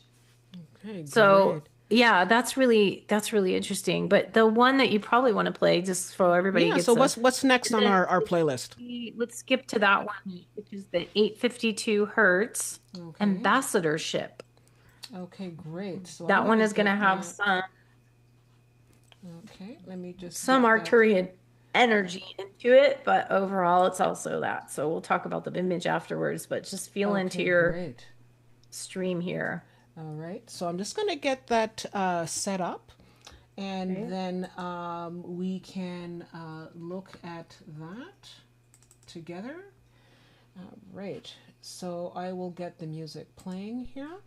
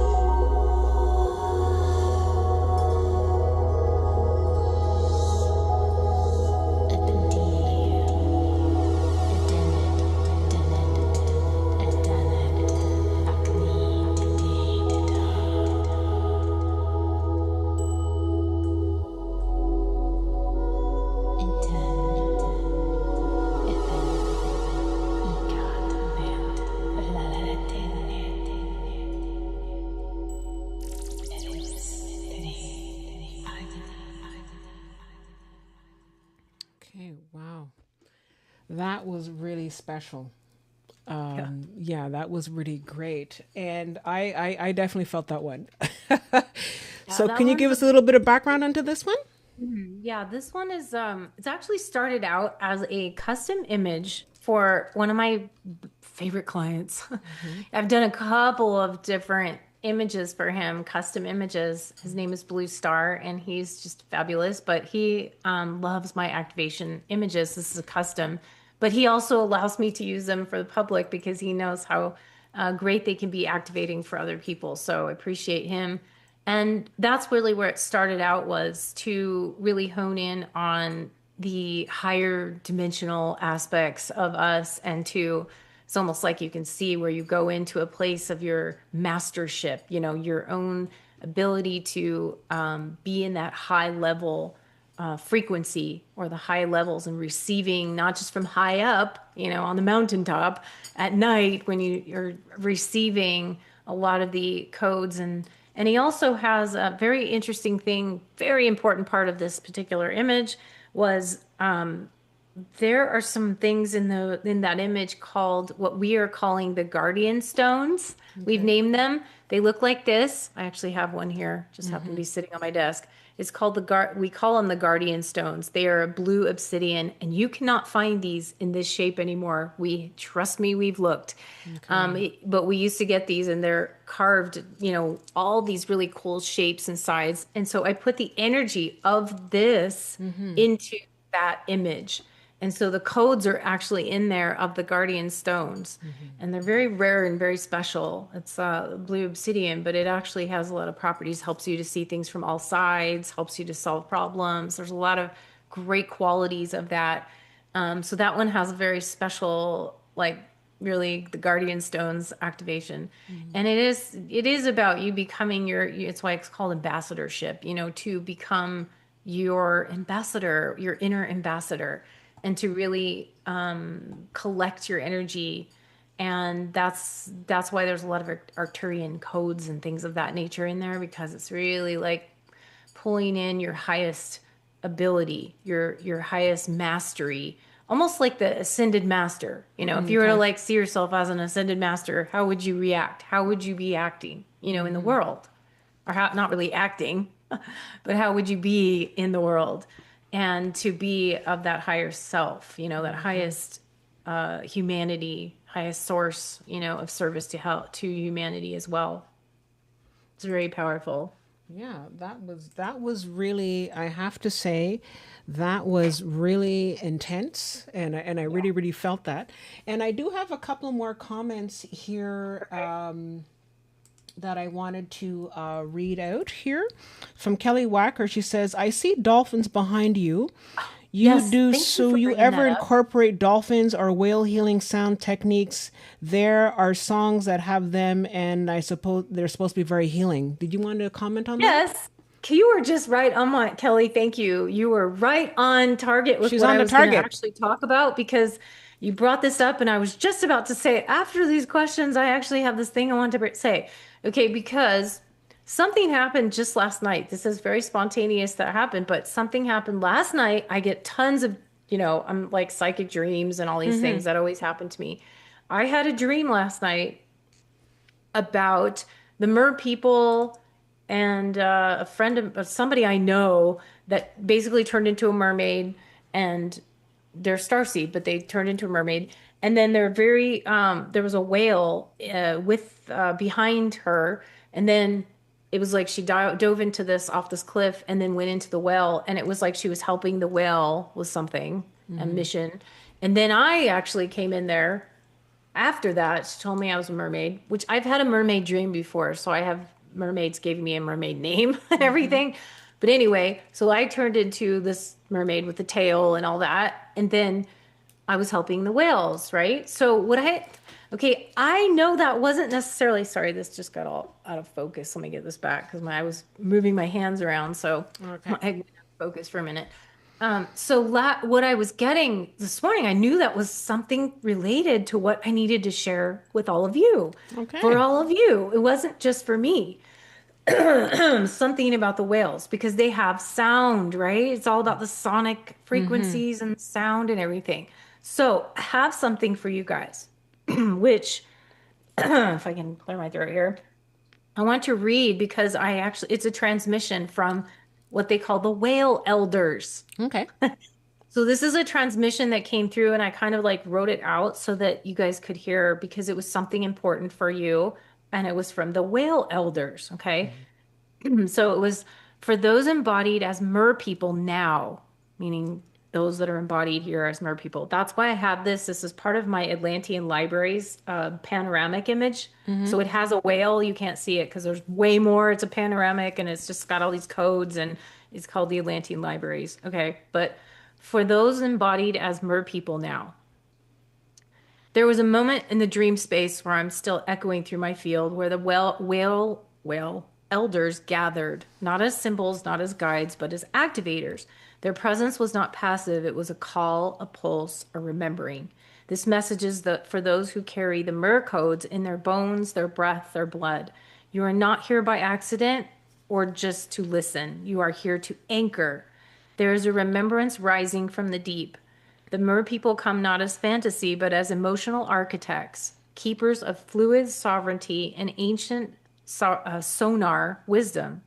The whale elders have called forth a mission to assist in the release of grief held in the collective waters. You, dear ones, are being invited to soften, to listen beneath the surface, to honor the emotional tides that move through your bodies and your creations. The glass between realms is thinning. What was once hidden, your own aquatic lineage, your capacity to feel without drowning, is now surfacing. Some of you are here to sing the codes of the ocean, some to hold space for the whales, some to dive into emotional depths and return with the pearls of truth. You are not alone in this. The mission is shared. Let the waters speak. Let the grief release. Let the sonar of your soul ripple outward. The whale elders speak. You are the emotional grid keepers. You stabilize the tides when humanity forgets how to feel. You hold the harmonic undertone beneath the chaos. You do not drown, you transmute. We are being asked to retrieve the ancient emotional records stored in water, both physical and etheric. They're not just memories, they're keys, soul agreements, healing codes, pre-cataclysmic wisdom. Pre-cataclysmic wisdom. The water remembers, and we are the ones who hear it. This mission is not about overwhelm, it's fluid sovereignty. To feel deeply without collapsing, and to model emotional intelligence in a living current, to show others how to move with emotion, not be consumed by it. We are also being asked to bridge realms, to weave the ocean with the stellar, to integrate emotional frequency into light body work, planetary service, and resonance architecture. The ocean does not compete with the stars, it reflects them. I thought that was beautiful. Some of you will be called to create ceremonies, sound codes, visual transmissions. Some will sing the whale tones. Some will paint the memory. Some will speak the tide. This is not just grief work. This is mission work. This is legacy work. So if you've felt the call, the ache, the pulse, know this. You are the tide stabilizers. You are the sonar memory keepers. You are the bridge. And the whale elders are watching, not from above, but from within. Okay. So that was the transmission. I had to just say that because it was so powerful and so right to you guys. Like right message just delivered for the sound codes that are coming through that we're all talking about here. And the sound of the ocean and the grief and what we're transmuting right now as a collective. Which is really powerful. So yes, that was like related to her question about Yeah. Well, the dolphins. Kelly's on it though. You know, Kelly, way to go. Yeah. I have something that's coming back again. People are asking. I have a message here from Caroline Zappa. She says, "How can we remember the training that we have received in dream state?" How do Oh, good question. Yeah, you want Okay. to talk about that? I have to tell you something. Sometimes you won't, and you're not supposed to. depending on your training. Okay. Sometimes you will not remember it. And that's the same with dream time. Like if you were to receive some of your dream time, remembrances in dreams, because some of us are getting bits and pieces of it in dreams as well. But some missions, some things that you were trained there, some of them may be ongoing and they might be like, what do you call that? Confidential, or things that are not supposed to be remembered by you, because they could, the negative side of things could infiltrate that data, breach and stuff. So sometimes you can't remember it until after it's happened. And since time is all weaving in together as one, it's not like in linear time. Yeah. So sometimes that is a little bit challenging. So when you're trying to recur, can't remember it, it's like, don't stress about that. There's maybe a reason for why you're not remembering it, Yeah. but a lot of it will come in dream time. Bits and pieces will come in from places that you've been or things that you've trained or done. I get most of my stuff like that does come into my dream experiences, and then I'll see it. Like I know I was on mission. Speaking of the sun, it was about the sun. So I know I was actually excited to dream about it, where I was like, it was really interesting because I was in a ship and it was revolving around the sun. And it was at one point, the people were telling me at this one point, when you go around the sun, because we're doing some kind of mission on it, and you have to get the mask and put your mask on or else you're going to pass out or something. And so I remember someone going, get the mask, and because I was about to pass out. Yeah. So there's things, bits and pieces that you think are not related, but they are. They're related to either where you were or what you've been trained on. So that does come through. But don't stress if you can't remember it. Yeah. It's okay. Yeah, and as I'd mentioned, we have one of our members, Susan Johnson. As I'd mentioned, she goes often on training and missions, and she's also said the same thing, that there's certain types of information that can't tell people because that information might be accessed by it's some highly negative. classified, confidential, and maybe the mission's not even over yet. Exactly. So you can't really get it. Yeah, exactly. And I do have a question here from Susan Johnson. She says, where do you get the blue obsidian? Do you actually sell that on your website or something? Can No, you tell us that? No? I wish we could, because we can't find this anymore. You can find blue obsidian at any crystal shop. Okay. But you'll find the flat ones, which I've seen too. They're like more bigger and flatter. Okay. This particular shape, we haven't been able to, unless somebody else is cutting it like this. I mean, Blue Star's thinking about maybe cutting it itself, learning how to cut it, because we can't find them anymore. We only have a handful of them. He bought a bunch of them, and then, he gave them away as gifts or something.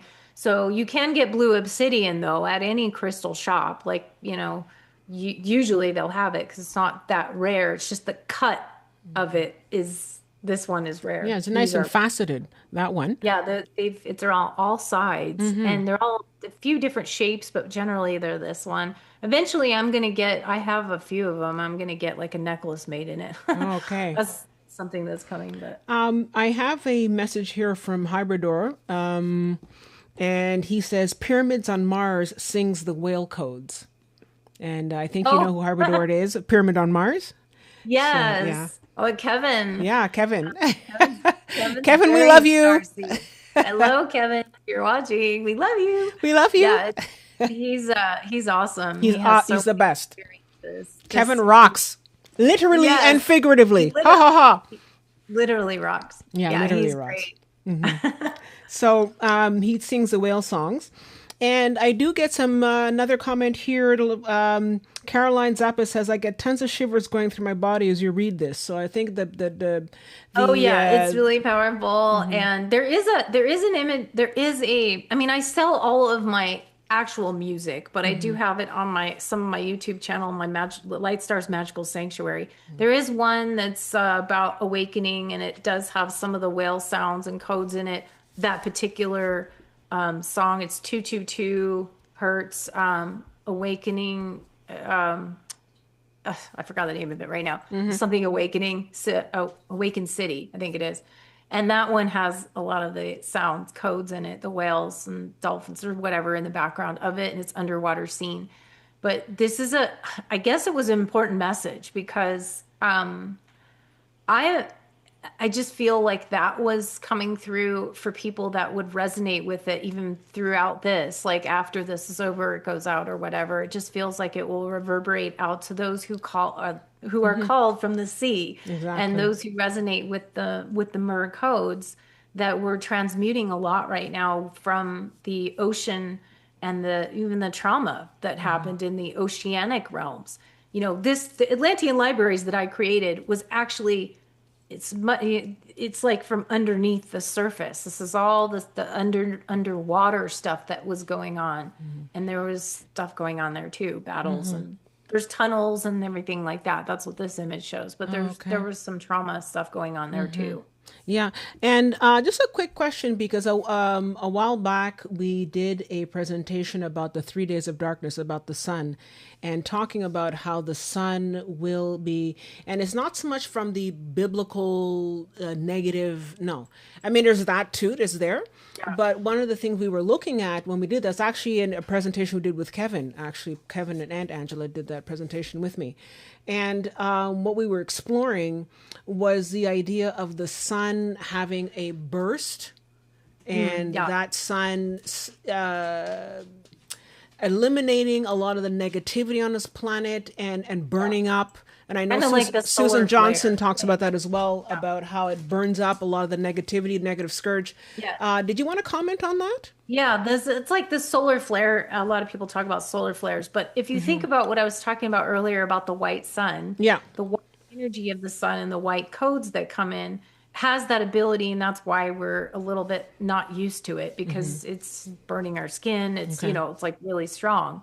But the codes of that really are coming in, excuse me, they are coming in to literally clear the planet, clear our energies, clear everything. And so that's high level stuff that's Yeah. coming in. It's just like really like high frequency, and really like the lower frequencies cannot handle that. They don't Okay. like being in that energy. So these high level sun codes and these high level white, sun codes are even more powerful.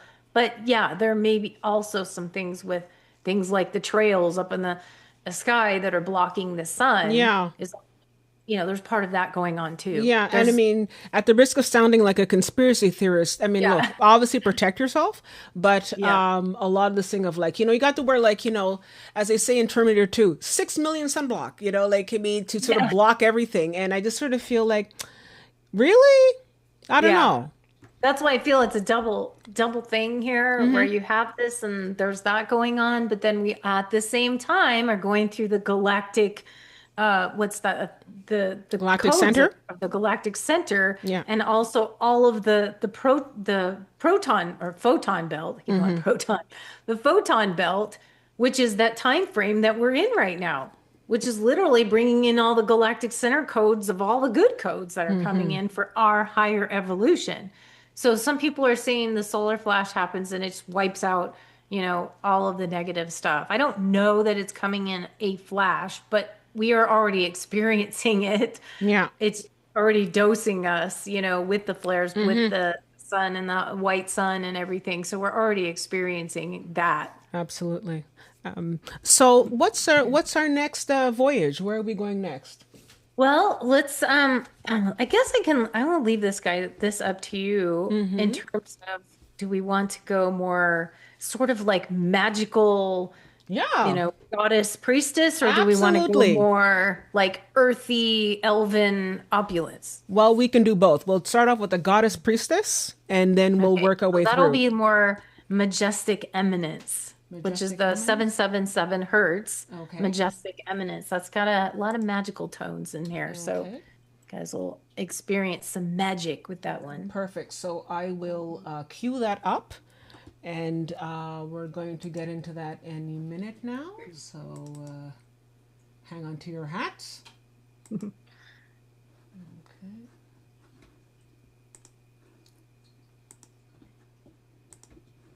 Okay, we'll start playing now.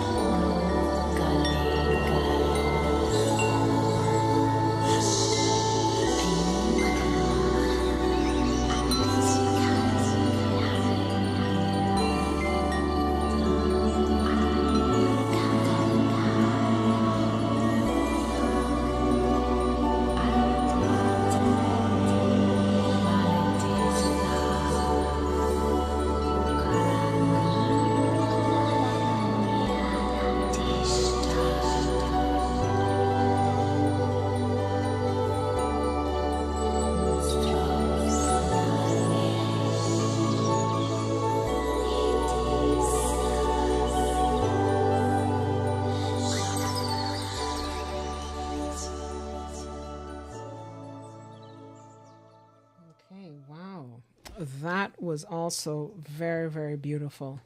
So, what can you tell us about this one now?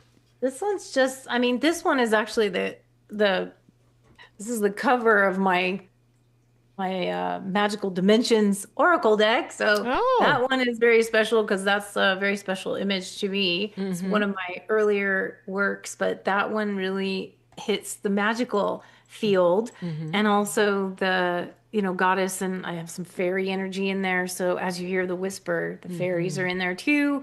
And there's just really a lot of magic going on in this. So it also has the empowerment codes with you're seeing the white lion, which also represents like power, pure power. Okay, your purity, but your power.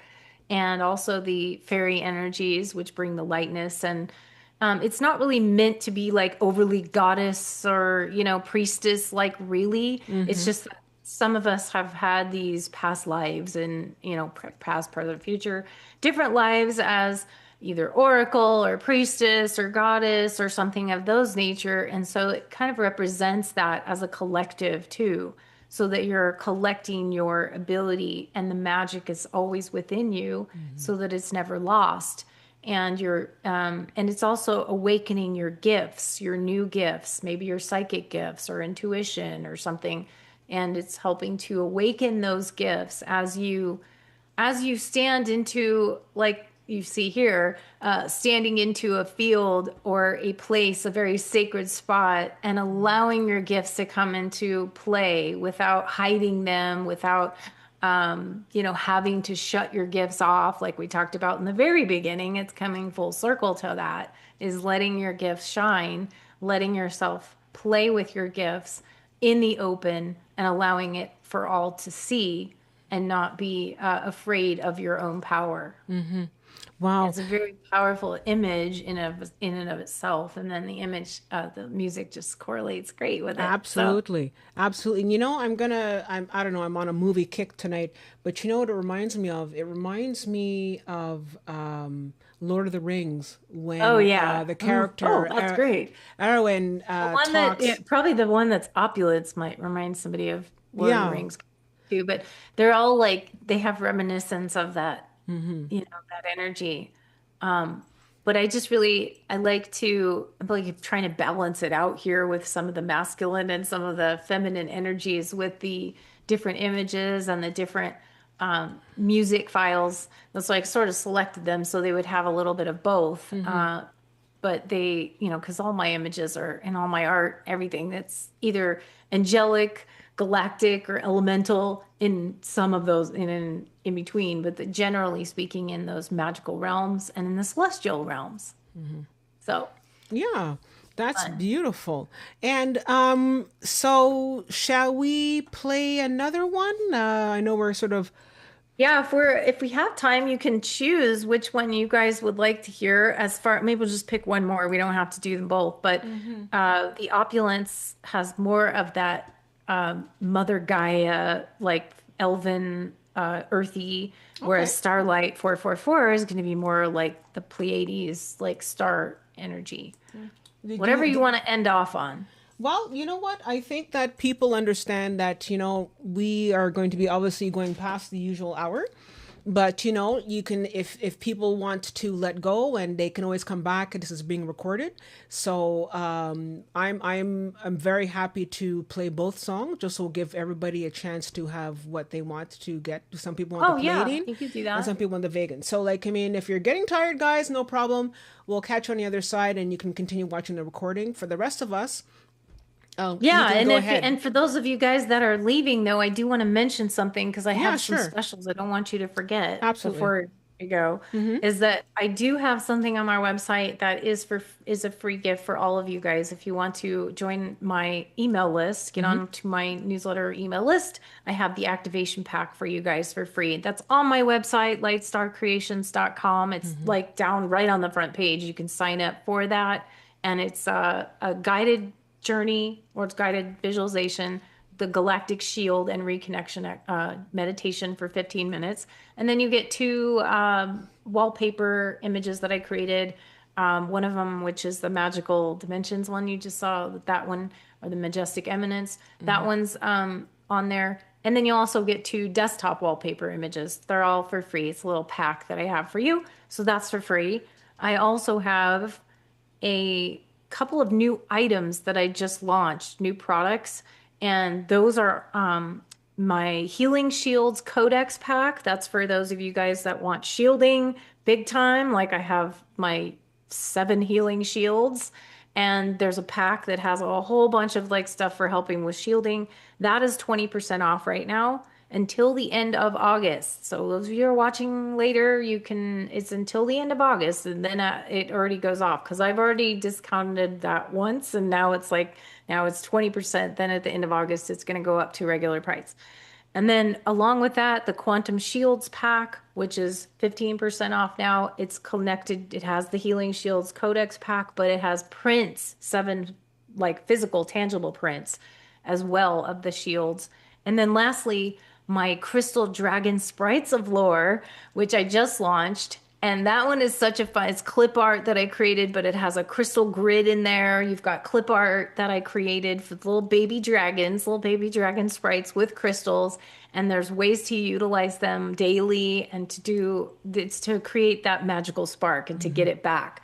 And that is actually 50% off right now. And I'm extending that into the end of August as well. Okay. So all those packs are on my website. You'll see them on the homepage, even on my social media. I put up posts about them. So go check all that stuff out, along with all my session work, you guys, because I do private sessions as well. So please don't forget to check out all my Starseed alignment sessions, my session work, along with the music and the artwork that I sell as well. So that's a little plug for me. Yeah. And So for you guys. guys, check out in the comments below. I have her email. Sorry, I have her website address. So you can just click on that and go straight to her page.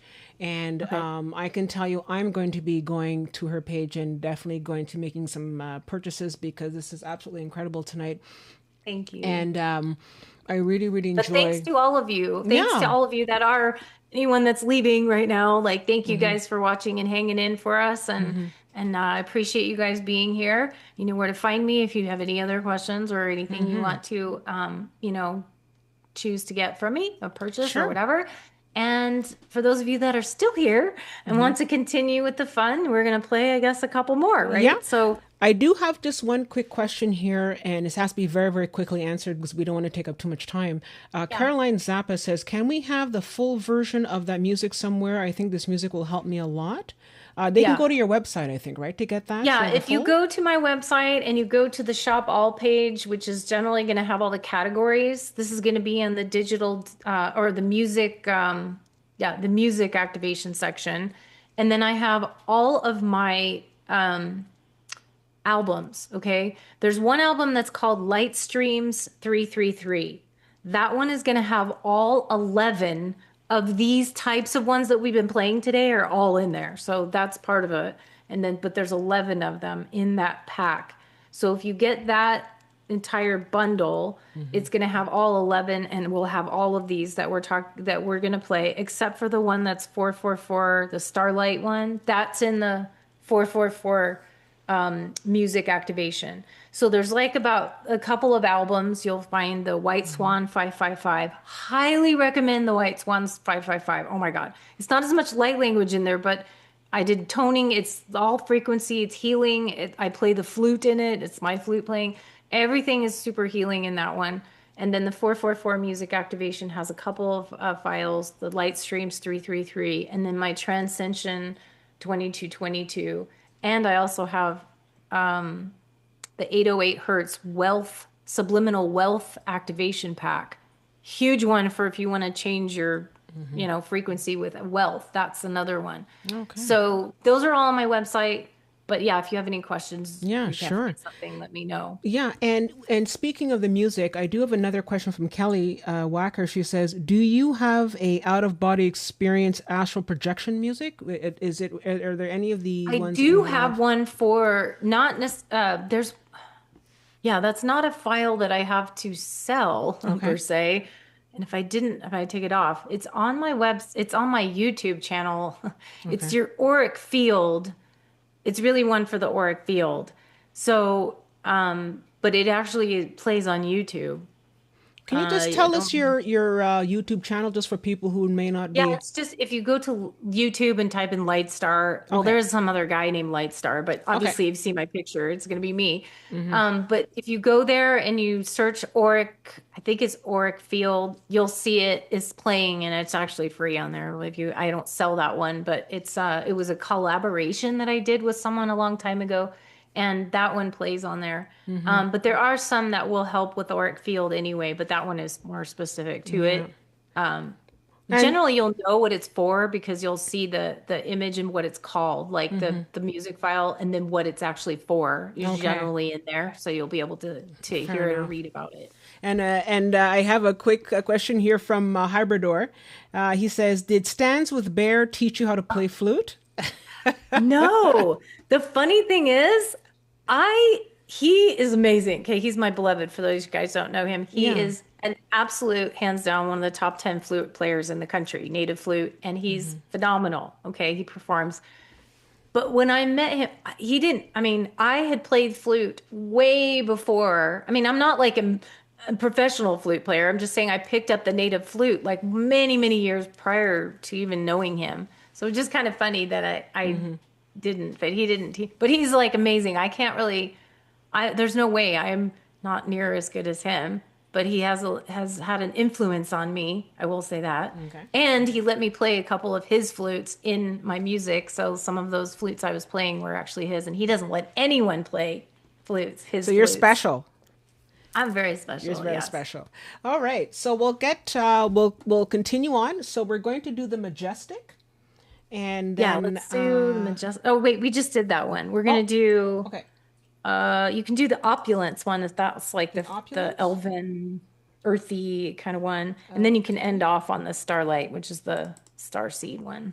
Okay. So let So me it's just. 396 plus 888 hertz. So this one has a dual hertz, like dual energy going on here. I just need to find it here because I think I by mistake. Um, okay, where did I go here? Uh, okay, so just 1 second here. So can you just, while I'm queuing that up, did you want to just tell us a little bit more about what we're going to listen to? Yeah, so you're going to be listening to 396 plus 888 hertz opulence. And this one is going to have a lot of the elven and Mother Gaia energies.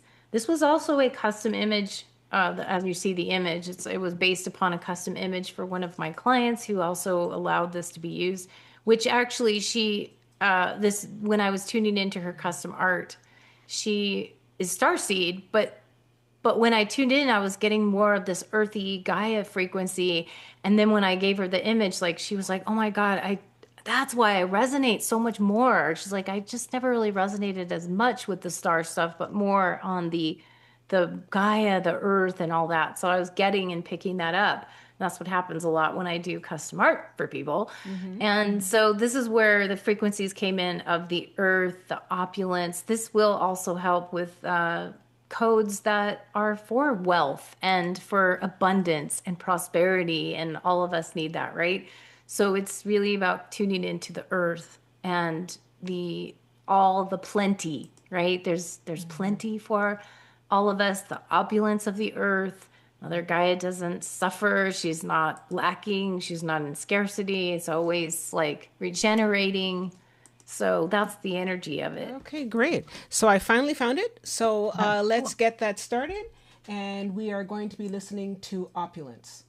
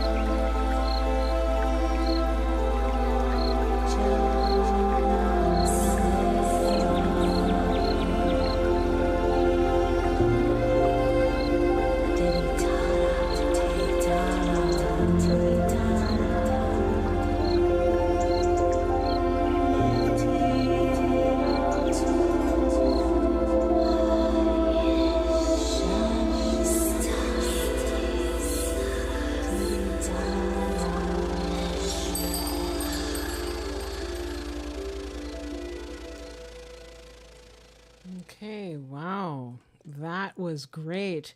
And so, just a quick sort of synopsis. Well, you already spoke with us about it before, but is there anything you wanted to add before we go to the next track? No, I don't think so, but I just think it's really great to listen to that one when you're really wanting, like, it's great if you don't have the ability to go outside and be with the birds and the water and the energies. Sometimes that's great if you're in like concrete jungle, so you can just get the feeling of being outside in the nature world. But it's great. That one is just really powerful for the Gaia and mother nature, Gaia codes, everything, fairies, it's all there. Okay, great. Okay, so and there's also I noticed a lot of gold balls. Is that like and there's also like a bit of like a gold sort of Yeah, the like golden chest at the energy. bottom Well, there? it does relate to the opulence codes of prosperity and abundance. So some of that relates Oh, okay. to the energy of gold and our frequencies of wealth and success and not being in lack and scarcity, but being in that fullness of there's enough for all, the surplus. Exactly. That's great. So we'll quickly I think we'll quickly go to the next track. I know Yeah, we're running this late one is guys, but it's hang in there. We're almost there. the last one. The last one, which is Yeah. the 444. Yeah, Starlight 444. And this goes with the Pleiades Star Angel image, which while you're finding that one, it's Yeah. really about this one's all Pleiadian. Okay. A lot of star energies, star codes, star energies from the Pleiades. And one of my earlier galactic images, another one of those series that's the galactic codes, but it's really more about the higher dimensional Pleiadian energies that come in that are of creativity, of love, higher dimensions, all that good stuff. Okay, great. So I have that queued up. So let's just settle in and listen to this, and then we can float off for the rest of the night. All right. So here we go.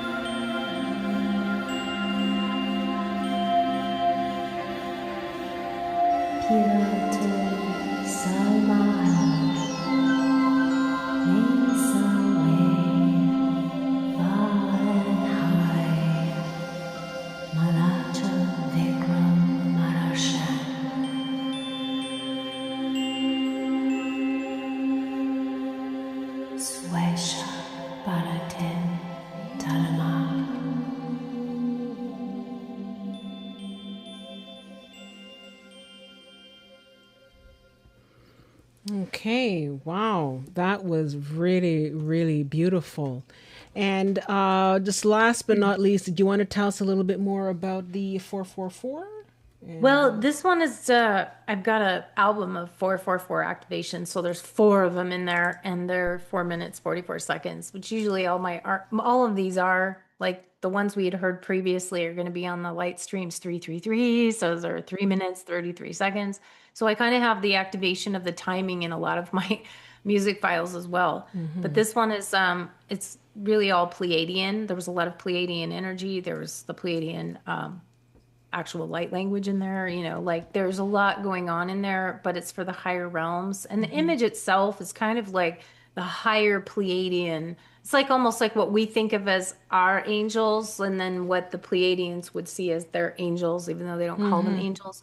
But that was the vision that came through when I created this one, is really about that's why it's called Pleiades Star Angel, because it is like their angels, or their higher dimensional beings that are like our angels in a way, but star and galactic related, because there's not only just regular angels out there. There's a lot more different types. So it really comes into that realm of the high level codes of love, where they bring the love codes, which obviously we need on this planet really bad. But I mean, they're here, but we need that more. And so all of these really compiled together. I didn't think we would actually play them all, but we did. So, yeah. like we got a lot of activation energies going on. And, I didn't speak light language personally here, because there's so much going on in the music that I just want people to experience that, because there's a lot of different things. So take this at intervals, too, with it may be a lot to like watch, especially all at once. So yeah, if some people are watching it and you get to this point, you want to watch it again, just take it in intervals. Because I Yeah. know my codes can be a little bit, They're activating for intense. people. Yeah, it can be intense, and especially that much of it all at once. It's kind of good to pace out the listening to the files and just go with your own guidance on that. And don't listen to some of the music while you're driving, for sure. No. Most of my music, I would say, don't listen to it when you're driving. It's more for when you're sitting and relaxing, or you can listen to it in the background if you're at your house or something, too, but just not necessarily while driving. Absolutely. Well, I just wanted to say that this has been Absolutely incredible journey. We Amazing marathon. marathon, definitely we had a marathon session, but what I really wanted was to bring all of your gifts and all of your music to our members. And like you said, definitely people should pace it out, but at least it's recorded, so Yeah, people can take their time, especially people who came late to the right. show. They can take their time to learn a bit more and also take their time in listening to it. So I definitely see myself doing a lot of meditation with some of these tracks. So that is for Yeah, they're sure. really good. Yeah. They're really, I mean, yeah, I think it's like one of the things that people I've heard that mostly is that it just instantly puts them into alpha. Yeah. Like I hear that a lot about my music. It's just like one step to go into alpha pretty quickly, you know? So it can't, that's why it's not good to like drive with it or do a lot of things machinery. It's just really better Yeah. for like in meditation or just quiet time or relaxing or on a massage table or, on a Oh, biomat wow. or whatever you're on, Yeah. just to really chill, and do that. But I've got a lot of things to choose from, purchasing the art, purchasing the music, purchasing my any sessions that I have, one-on-one private sessions, as well as my Oracle decks. Forgot to talk about that. We can do that maybe a different time. But Yeah. these are my Oracle decks, which actually you already heard about the one. But then I also have a second one, which is called Celestial Frequencies. Okay. And these are my two top-selling Oracle decks. They are bestsellers and they are amazing. And I actually have them together, like I put them together. You can use them together. You can use them Absolutely. separately. I have them together and they have like gold and silver on the back sides of Oh, them. And I mix them together myself. okay. But they're Wow. all super, there's a whole system with this. That is And beautiful. has a lot of my artwork in it. So really popular and great to use for Okay. activators and for Oracle decks as well. Okay. So Great. that's something to go check out, you guys. Yeah. So I want to say thank you again to You. everybody for being here tonight. Thank you for the marathon, Lightstar. It was really, really, really incredible. But like, I mean, we got a lot of good work done. And I think that people are really going to appreciate it. Don't forget to check out her website. It's in the comments below. Just click on the link and you'll be taken directly to her website. A lot of great gifts. And she also mentioned that our members tonight get some special discounts on some of the items that she has. So Till go the check end that of out. August. Yes, And August then, 31st, that will end, so make sure you get those. But okay, great. there's no coupon codes needed for those. They're already on the site. It'll slashed off, but that will Okay. change on August 31st. Okay, great. So I wanted to say thank you again to everybody for being here tonight. I want to say thank you again, Lightstar. Thank you so much. I would love to have you come back on the show and talk again. Maybe not so intense like we were doing tonight, but like maybe we could definitely come back and Yeah, do we'll this. see how it goes. We'll Because see how it this was goes. a marathon. Exactly. Definitely, I appreciate everybody too, everyone out there, and thank you for just everything, and appreciate Crystal what you do and having me on here. I really appreciate that as Absolutely. well. And we got through everything without any problems. Yeah, you Hey, see? no There you technical go. problems after all that. I know, I know. That We was got crazy great. before I was before the like, show. I was putting that out there. I'm like, okay, I was putting out all the good vibes. Like, okay, Exactly. let's just clear up let's clear up all of that stuff. That's Let's it. just not have that. That's It it. worked. Perfect. So thanks again. And guys, don't forget to like and subscribe. It really helps our channel. Check out Lightstar's YouTube channel as well. Just type in Lightstar and you'll see her. And check out her YouTube channel. There's a lot of good content there. And I just want to say thank you again to everybody for joining us this evening. Really appreciate you being here. And we look forward to seeing you in the next episode. Take care, everybody. Take care. Bye now. Bye.